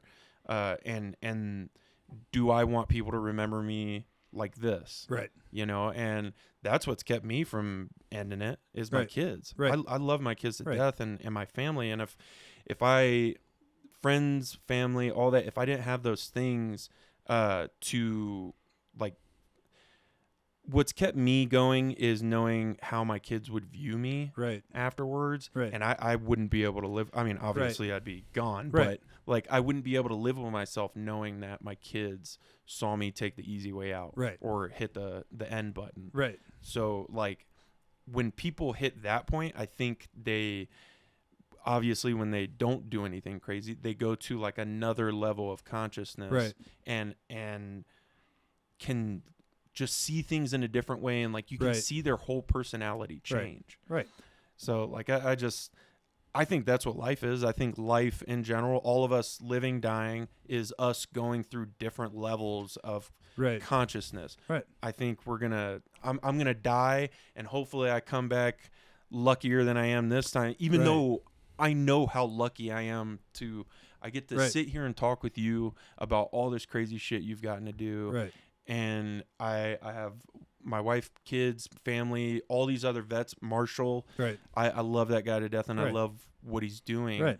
And as long as I can surround myself with people like that and keep like the goal is do good and help other people that Right. might be starting to go through what I've already gone through. Right. That, you know, last night they might have had a barrel in their mouth. Right. I know what that feels like, and Mhm. I don't wish that on anybody. Right. Especially when it comes to sobriety and shit Right. like that. Like it's when you're in that pit, man, you Oh. got to put the shovel down. Right. You have to get yourself out, and I think when we die, we'll come back hopefully better, in a better situation than we're in right now, Right. because we've hit that new level of. Sorry, I Right. went on like a fucking No, tangent, but that's like, not a tangent. It's important stuff. I think you hit a couple things. You know Bob in CRF, right? yeah. He's Awesome too. I've been I had hanging him out. on. Yeah, I've been hanging out with him like once a week, and he brought like suicide in a different light to me, and it was like, who's gonna clean up the mess? You know what I mean? Like somebody's gonna have to do it. So like, how are you okay with leaving that for other people to do? Yeah. Things like that. So you touched on that, and then with the different levels of consciousness, I think it's very similar with like the way I feel now that I'm back from Ukraine. When I was in Ukraine, I don't know why I hated Russians, but I did, because it helps you, like, if you dehumanize them, it's easier to kill them. They're on the other team. Right. They're not on like, my team. they're on the wrong team. They're wrong. Yeah. But now that you're back, you're like, I kind of got respect for that guy. He's doing the same thing out, and this shit sucks, you know? He's probably being made to do it. Right, exactly. And then like you're saying, like guys that have been to Iraq and Afghanistan, you know, I hear it from a lot of combat vets in those scenarios. They're like, yeah, we did what we did, but like if I was born there, I probably would have been fighting the Americans too, Yeah. you know? Like, so it's just, I think those different levels of consciousness, I think actually going to fight somebody kind of speeds up that level of like, I can see it from somebody else's point of view. You know? Because when you're faced with your own mortality, Mm-hmm. I think that's what. Okay, you know, tightening it in a little bit. I think that's mainly what it is. When you're faced with your own mortality, like you're either gonna look at things in a different way, or Right. you're just not. Like you ever meet those people where it's like you're an NPC, Yeah. a non-player character, Yeah. like you can't hold a conversation. Yeah, I go to school with them.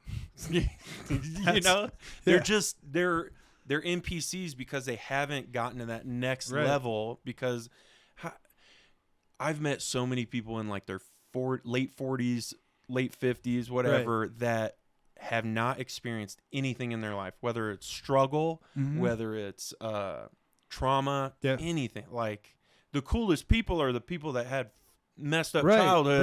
right. It's you facts, know? bro. Like, as bad as it sounds, I want to it's hang true. out with those guys. Right. Like, Right. so And it's like, I think going to school, seeing the world through the lens that I've seen the world through, and like being close to death, taking life, like I sit in a classroom with these, like you said, it helps you see things from other people's point of view. But I sit in these classrooms with 18, 19, 20, 21-year-old kids that they can't see the world from somebody else's point of view. And that's like, especially in the political world, they just demonize the other side. They're like, yeah, if you see it this way, it's like blah, blah, blah. It's like you have to be able to take a step back and you're a bigot. right. One of the ways it was explained to me by a very good professor of mine, He told me to make yourself a villain in somebody else's story. And so, like, when I hear these kids just spouting off and saying the dumbest shit I've ever heard in my life, I'm just like, okay, I can see how I can be a bad guy. Like, you're still wrong and you're still an idiot, but, like, I can see how you think I'm a bad guy. Could you give me that respect? No, you haven't been through his life. You haven't been through much of life. That's going to take time to develop, you know? Oh, yeah. So, Well, and some people make it their whole personality, mm-hmm. and they use that to belittle what you're saying, especially in the Right. political sphere. right. Oh, my God, dude. That show that I got to go on, it was every single conversation was a one of the questions was or that got brought up was Somalia, Iraq, Afghanistan, Iran, places like that being shithole countries. Right. And I'm like, yeah, those are shithole countries. Like, not because of the Right. I'm not saying the people there are bad people. Right. I'm saying that's a shithole. Somalia Right. could be better. Right. It could be a lot There's better. a few things If Iran, if it's okay for people to stone a woman, Right. This was the argument I made. He's like, do you think those places are shithole countries? And I'm like, yeah. There's a woman that got raped by her neighbor. Right. She went to go tell her husband, or something along those lines. Went to go tell her husband. Her husband tells the people that are doing the whole Sharia law stuff, the enforcers, and they bury her up to her neck in dirt and stone her to death. Yeah. Like, because she got raped by somebody else, goes to tell her husband, they're like, well, you cheated. Right. And it's like, if you can't look at that and go, if it was just those people in that village, I wouldn't say that Iran or Iraq or Afghanistan is a shithole country. Right. I would say that village is a horrible place, Yes. and those people are shitheads. Yes. But when it's the people that are running the law enforcement, running the government, that are saying, well, I mean, Right.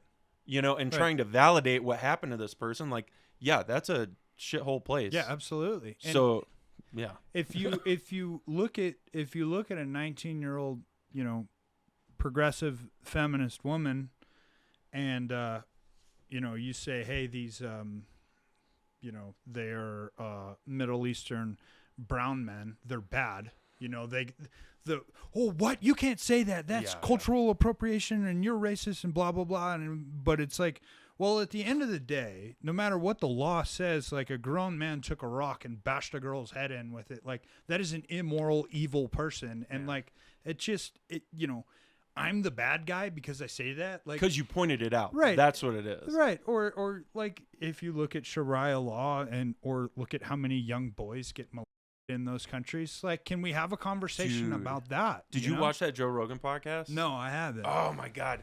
Evan something, he's with Black Rifle Coffee, Special Forces guy. Badass to listen to. And I am 99% sure he listened to that episode on Jubilee that I was on, because he was like almost verbatim. I've had this argument with my wife. Almost verbatim saying the stuff I was bringing up. I had the names of all the all 13 soldiers that died at the Abbey Gate in Afghanistan when they pulled withdrew. out. And like, I was trying to say their names. I was like, the whole point I was there was to give a veteran perspective and like, this is what we should care about. Who cares about this political ideology crap that you're well, you know, Democrats, they were created by the KKK or you know, like, I'm not here to argue semantic bullshit. I'm talking about right now the things that me, not as a millionaire or a billionaire, like that I care about, that affect me and my family, and being able to own firearms and, you know, all these other things. And it just, like, I think it's what we were saying earlier. A lot of these kids and adults just have not experienced enough in their life, and they've taken this one thing, bleeding heart, whatever, and they've made it their entire personality, and it's harder to convince somebody they're being lied to. I can't remember the quote, but, like, you know what I'm saying? No, like, exactly. I could sit here all day and be like, well, actually, here's the truth and the facts about everything. If you are 100% set on whatever ideology that you're on, it's it's going to be a Right. pain in the ass trying to talk you Oh, out absolutely, you won't. of it. Even if I sit here with like a Right. sheet of paper and like, Right. so I think until people hit that level of consciousness, Right. they're not going to change their ideals, their perspective. But my favorite thing to watch politically is when that happens for some Right. people, when they're met with like a Charlie Kirk or Right. something where Right. it's like, well, what do you think Right. is going to fix Right. this? And Right. and then he like, well, actually, in 1870, like, and Right, he's like exactly. reading shit off. Right. And you see it in these kids' eyes, Right. college kids, not like, you see it in their eyes where it's like clicking, Right. but they still don't They want to don't- admit it Right, exactly. because they're in the moment, they're in the camera lens, like Right. they're embarrassed, they're all these other things. So I think if it's all ego, Right. ego and perspective, Facts. if they can get that shit out of the way, they'll. Yes, I was wrong. I'm, Right. When I Right. changed that in my life, when I started being a lot more blunt with what I Right. say, not in a mean way, but like oh yeah, I was an idiot then. Right. I shouldn't have never done Right. that. I was really stupid, and there's so much stuff in my life I've done that I wish I could take back, but I can't. And to anybody that I've ever hurt, I've made it abundantly clear that I wish I could change that, and I apologize for what I've done. Can't change the past. I can Right. just change how I affect the future Right. in my life and my kids. Right. Not to like be on a soapbox, but like those people, I don't think are gonna hit that. No, they never will, because they'll never be faced with any type of adversity. I mean, with Russia and Ukraine right Right. now, I think we're getting closer to the precipice of World War III, where it's going to be knocking on our door. Right. It's what are your thoughts on that? Having been over there on the front lines, do you think Ukraine is just being used as a proxy through the U.S.? Do you think they're in the right? Do you think Russia's in the right? Do you think they're in the wrong? Like, what are your thoughts, if you can share? So you're opening up. This is a whole can of worms. Yeah, political major. Being a Come on, political man. science major. Somebody who's fought there. That's a hard So combination to find. as I've said before, I'm more libertarian / conservative, and I think one of the problems that I have with the right, one of the problems that I have with Trump, one of the problems that I have with conservatives is how nationalistic and inward they view this. And now I understand why you need to have some level of like a nationalistic view or a nationalistic ideology. We need more resources here. We need this here. However, if you are just blind and ignorant to the rest of the world because you're so focused inward, then other world superpowers take over the rest of the world. So you look at Russia, they're not just in Ukraine. Wagner is fighting in Africa, right? And I'm kind of like in this Rabbit hole? but it's like, I don't know how many times I've seen on social media or on signal chats or whatever, but a Wagner group got spotted here and they were killed by these types of rebels that were trained by Ukrainian operators or something like that. Like, Russia is trying to take over the whole world, and now we have Trump, who's very nationalistic and views things from like, hey, we need to make America better, and I understand that, but it's also like house. You can't just let these people run amok like China, Russia. Like, they don't. Russia is a federalist country, but like at their core, they're still communist. You know what I mean? And that's evil, and it's wrong, and it's corrupt, and you're subjecting the rest of the world to this ideology because you're too focused inward. I feel like there has to be this balance of being inward and also pushing out resources to other people. Like a lot of conservatives, when they saw that package get sent to Ukraine, they're upset, like, oh, that money could be used here or whatever. But what I saw, what a lot of it is these 25 Mike shells that are going to expire in a few years, they're being put to good use in Ukraine. the money that's being sent there, yes, there is a level of corruption, but tell me that there's not a level of corruption in Right. United States politics. It's just swept more under the rug here because we're a first world country.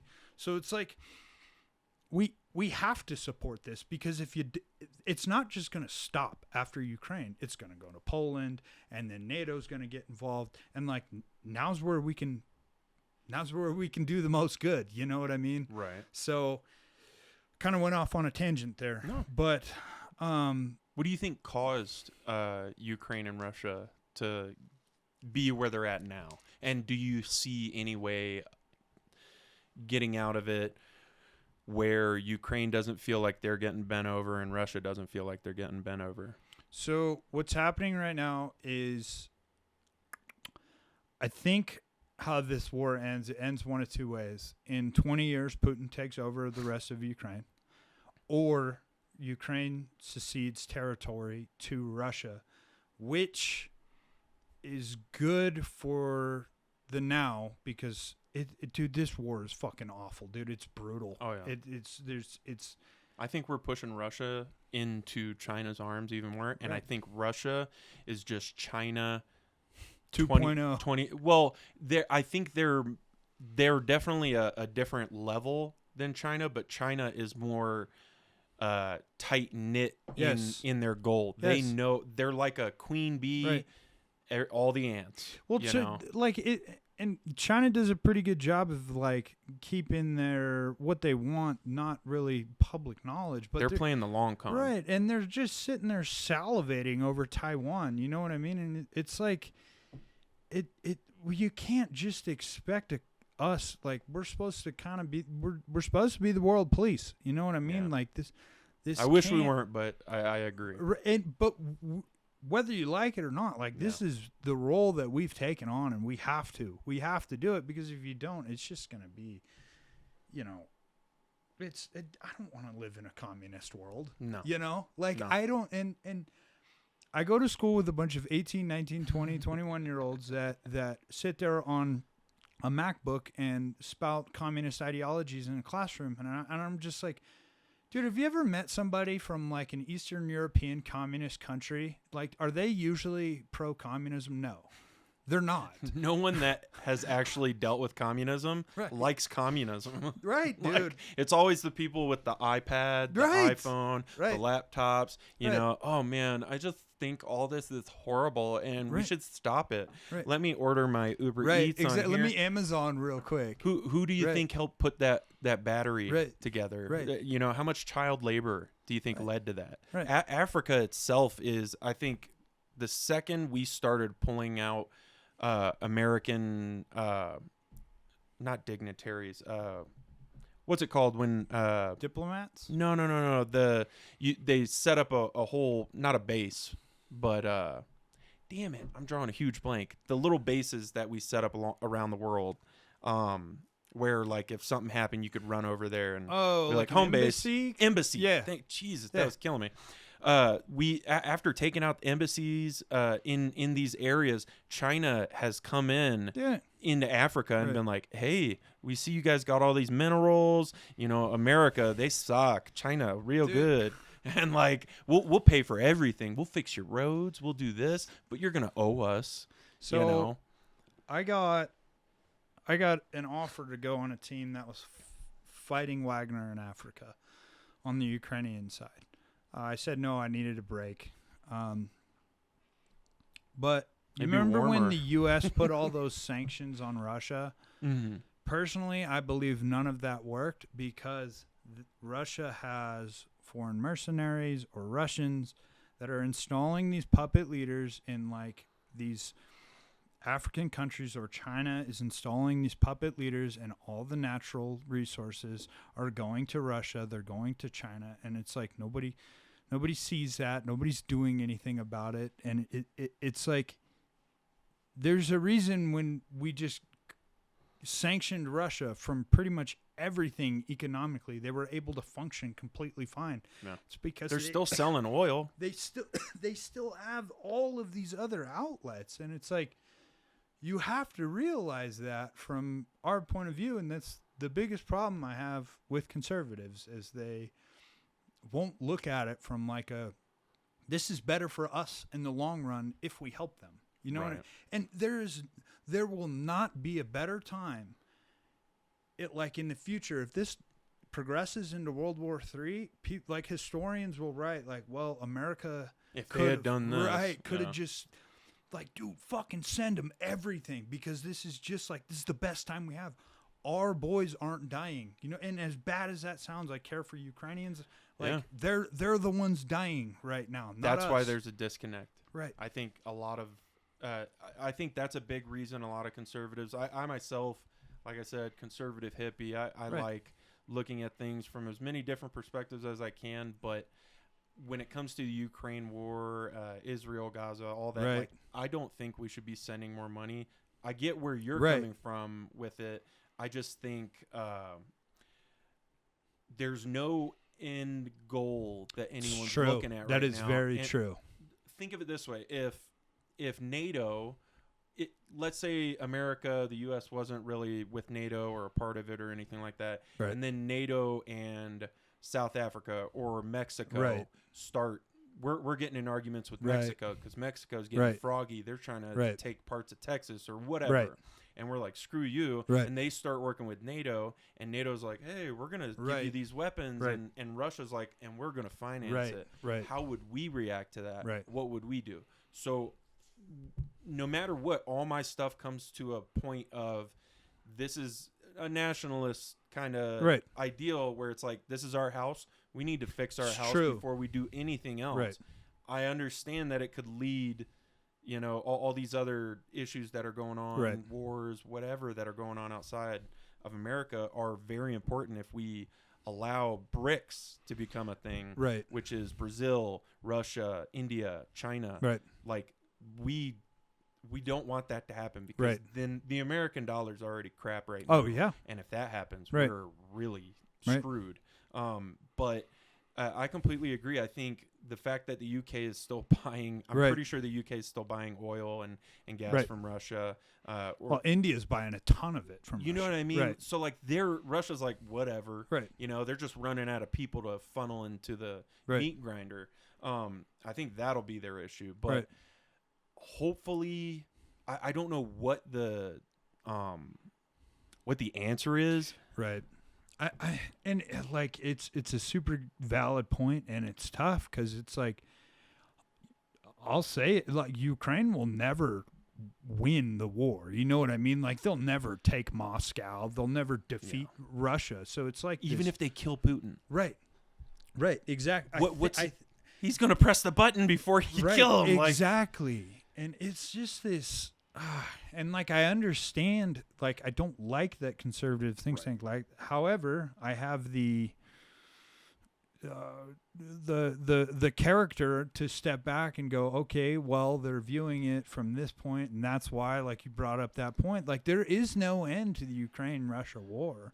Oh, and trust me, if I was over there too, out on the front lines with Ukraine, I'd be like, fucking send more, send more. I want more money. Like And there is nobody, and it's like, there's nobody that wants peace more than the guy that's in the foxhole. You know what I mean? Yes. Unless you're just a fucking retard like me who's like, I want to go get some. Like, fucking drop me right there, you know? But, like, most of the Ukrainians are like, most of the Ukrainians are like, dude, I want this shit to be over. I want this shit to end. Most of the Russians are like, dude, I want this shit to be over. I want this shit to end, you know? But the rest of the world is like, no, we got to fight here, or arguing over this place. And it's tough. What do you think would be the best end goal or best outcome for all this? Is it Trump kind of saying, hey, we need to come up with some peace deals? I know there was just a recent video where they had shot an non-nuclear ICBM after Ukraine had shot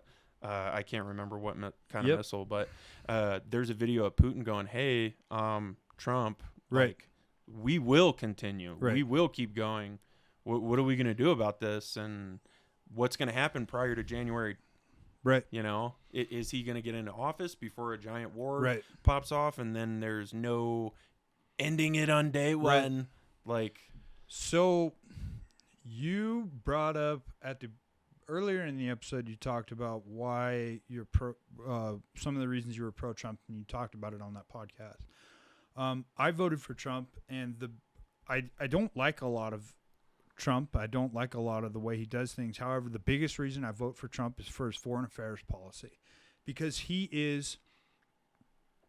there's some people that are so evil you can't negotiate with them, and Trump understands that. Trump understands that Putin is like, you have to put the foot down. And he's a killer. Right. And what I think Trump, like, I think the best possible outcome that could happen right now is Trump tells Putin to fucking stop, knock it off. Here's your territory. Here's your chunks. Let it go. And then Putin dies. Right. Like that's the best. Hey, Putin gets his, look at me, I'm the old USSR, I'm the old fucking, we're making Russia great again, you know what I mean? And then Ukrainian men can quit dying, and then Trump can say end of the war. But, like, Trump has a very, like, and I think that's how you have to deal with foreign affairs policy is not this, like, coddling, we'll send you money. Like, look what happens when you send Iran money or allow them to have their money. Right.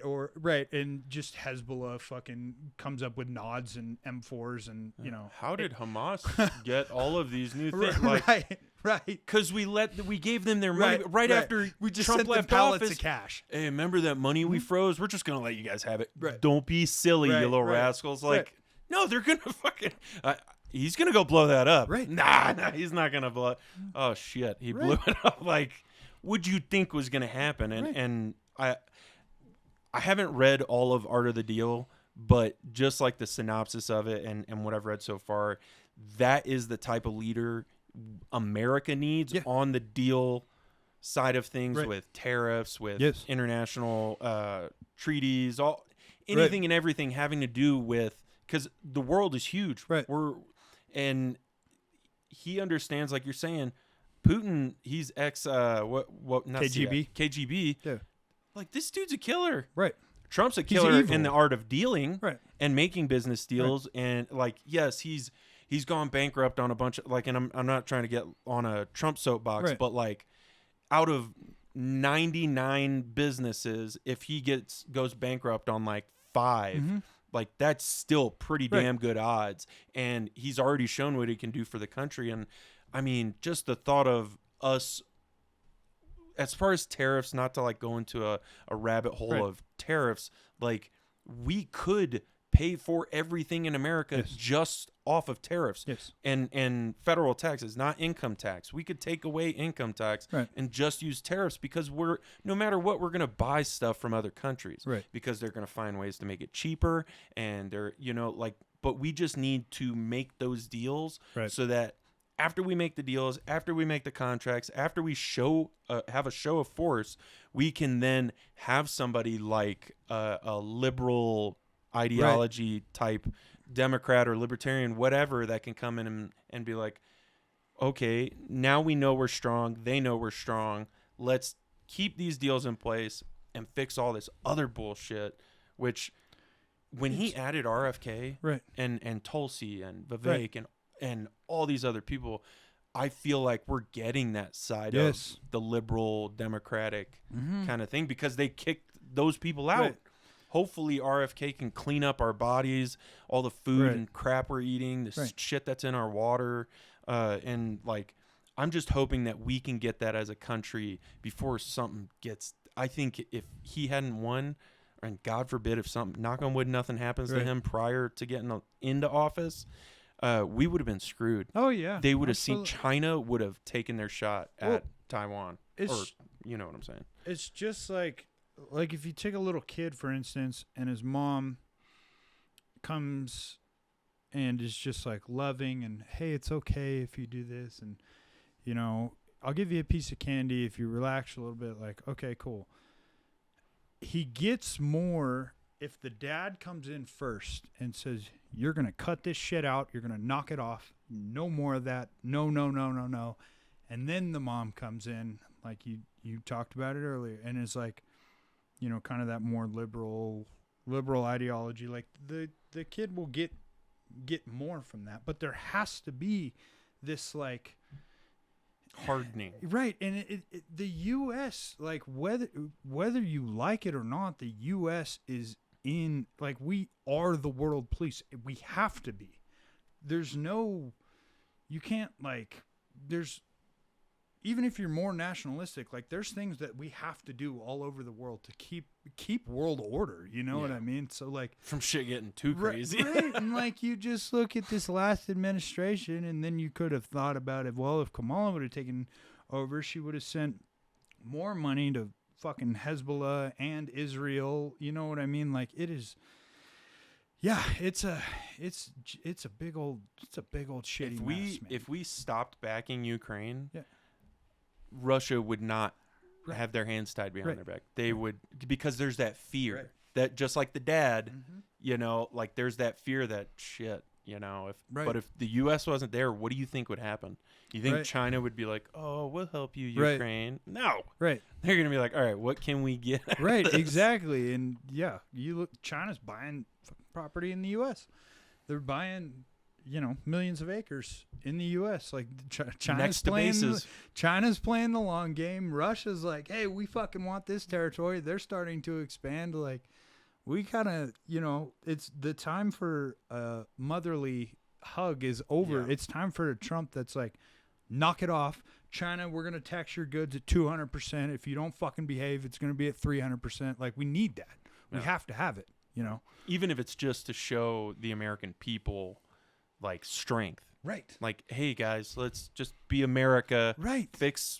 We have way too many drugs. We have way too many, I mean, we could get on a soapbox and talk about borders and all that crap, but, like, it all kind of comes to a point of stop screwing around, let's fix this shit. Yep. And then, you know, 10 years from now, let's fuck off and let's make everything legal. Like, so I don't know. We'll see. What's your, after you finish your political science degree? Yeah. After you finish that, what's your plan after that, man? I am going back to war wherever I can find it, whether it's Constellas or Blackwater or any of these agencies. I don't want to do anything stateside. I want to go overseas. Whether I could be back in Ukraine, maybe China, Taiwan kicks off and I go to Taiwan. Like, I just, like, there's a bunch of stuff going on in Africa, kind of wherever the wind takes me, you know, and, like, I kind of, you know, I can look at there's guys that do this that make a lot of money. I made pretty good money in Ukraine, but there's guys that do this that are making big old paychecks, you know, and, like, this could be a thing for me for the rest of my life. And, like, that's just, I want to pursue it. I like it. It's fucking cool to me, you know, and, like, I'm in, you know, Signal group chats of, you know, guys talking about going to fucking Haiti on private jets and we're gonna go fucking wax this gang, you know what I mean? Like, just these Somali pirates just took whatever. Like, there's just so much cool stuff, and it's hard for me to say, but, you know, my favorite question is people are like, what are you going to do with your political science degree? And I'm just like,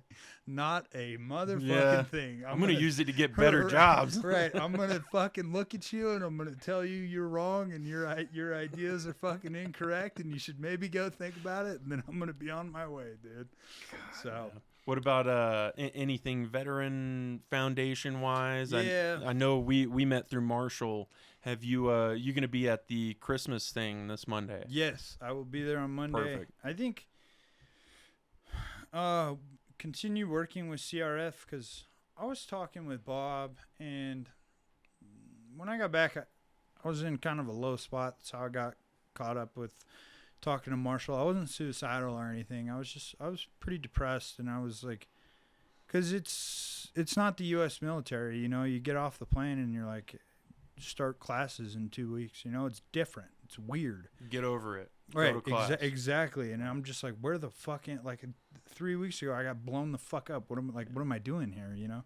So I think CRF. I'm gonna use them as like a bridge when I get back. I'm gonna get back and I'm gonna be like, hey Bob, let's go hang out. Hey Marshall, what do we got? Like, while I'm in the States, I'd like to stay involved with CRF because it's like, I don't know. It's funny how some of these guys are the most raw people I've ever met. Like, they choose to go to war and they choose violence as a way of life, and they won't even be like, "Hey, you talking to a therapist?" And they're like, "No," and I'm like, "Bro, you kill people for money, dude. Yeah. Like, you can talk to somebody. It's okay. You know? should talk to somebody. Right. Like, We're not talk to someone, right.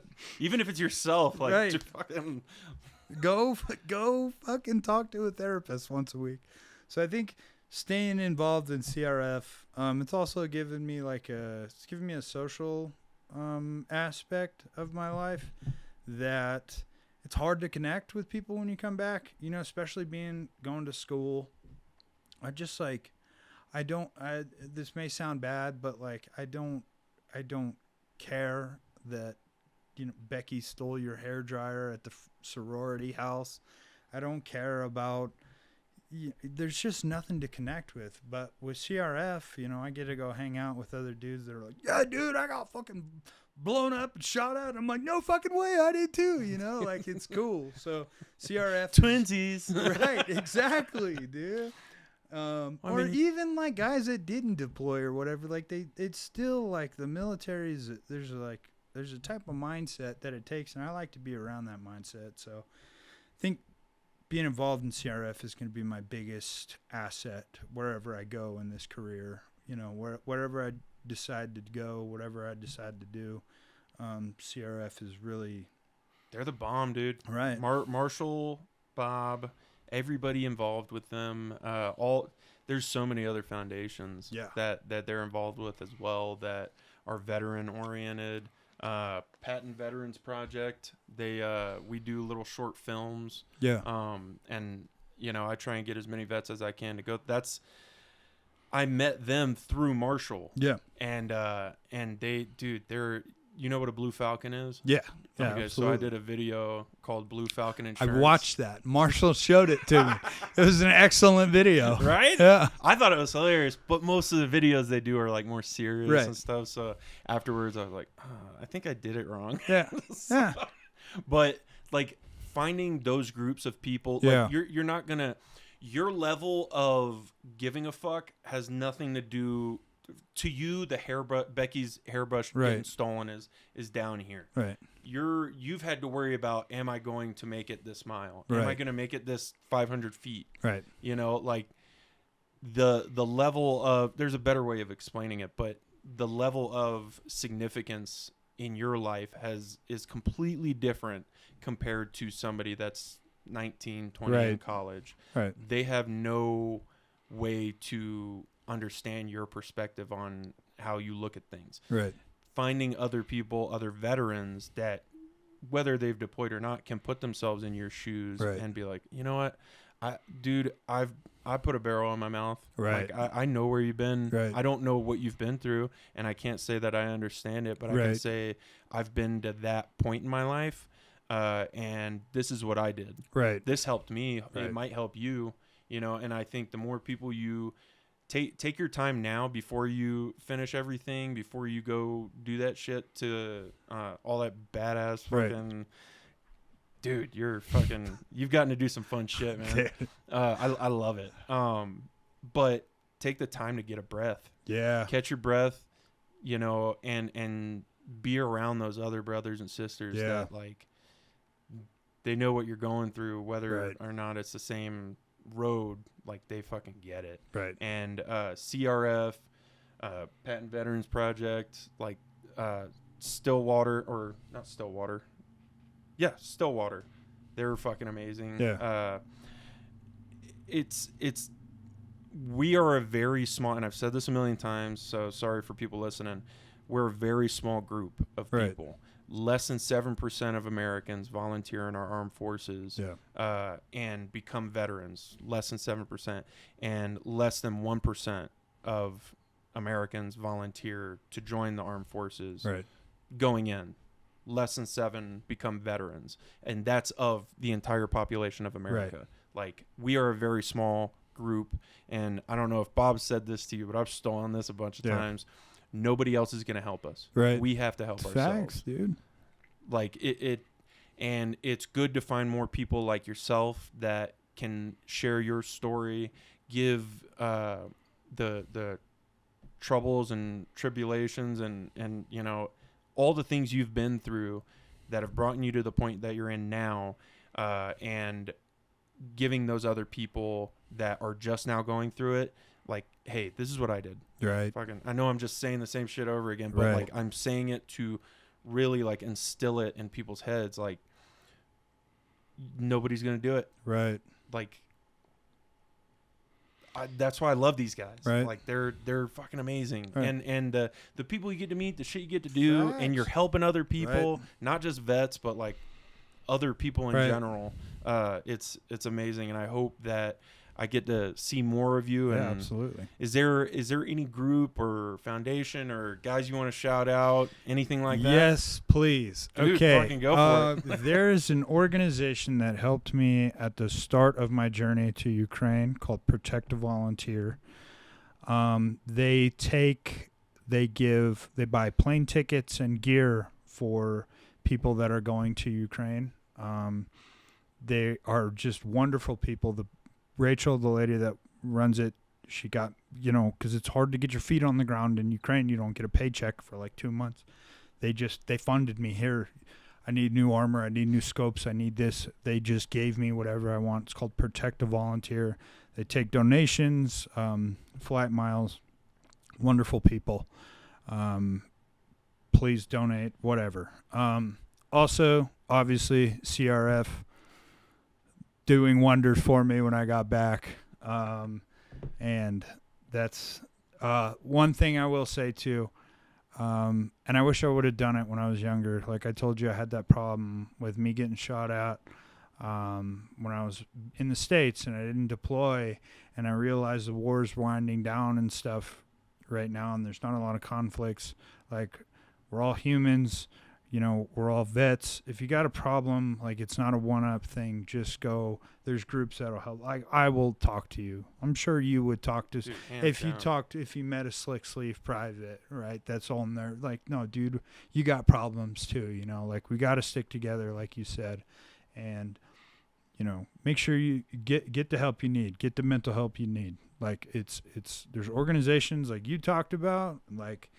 It's not a one-up thing, you know. Go. We got to break this stigma of I saw more combat than you, therefore I get more help than you. What are you doing here? You know, we gotta. I think that's pretty.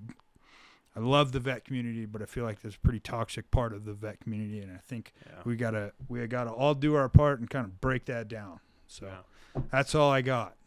Dude, you fucking rock, man. You rock, Thank you. man. Thanks for having me, man. Hopefully we can do this again. Dude, Fucking absolutely. Go do bro. some more badass shit and Fuck then yeah, come and dude. tell us Every about time I come back, I'll just be like, yeah, dude, and then I fucking got my leg blown off and it was sick. I got this really cool robot leg. Right, dude. Dude, thanks for coming out, man. Yeah, thanks for having me, dude. Cool.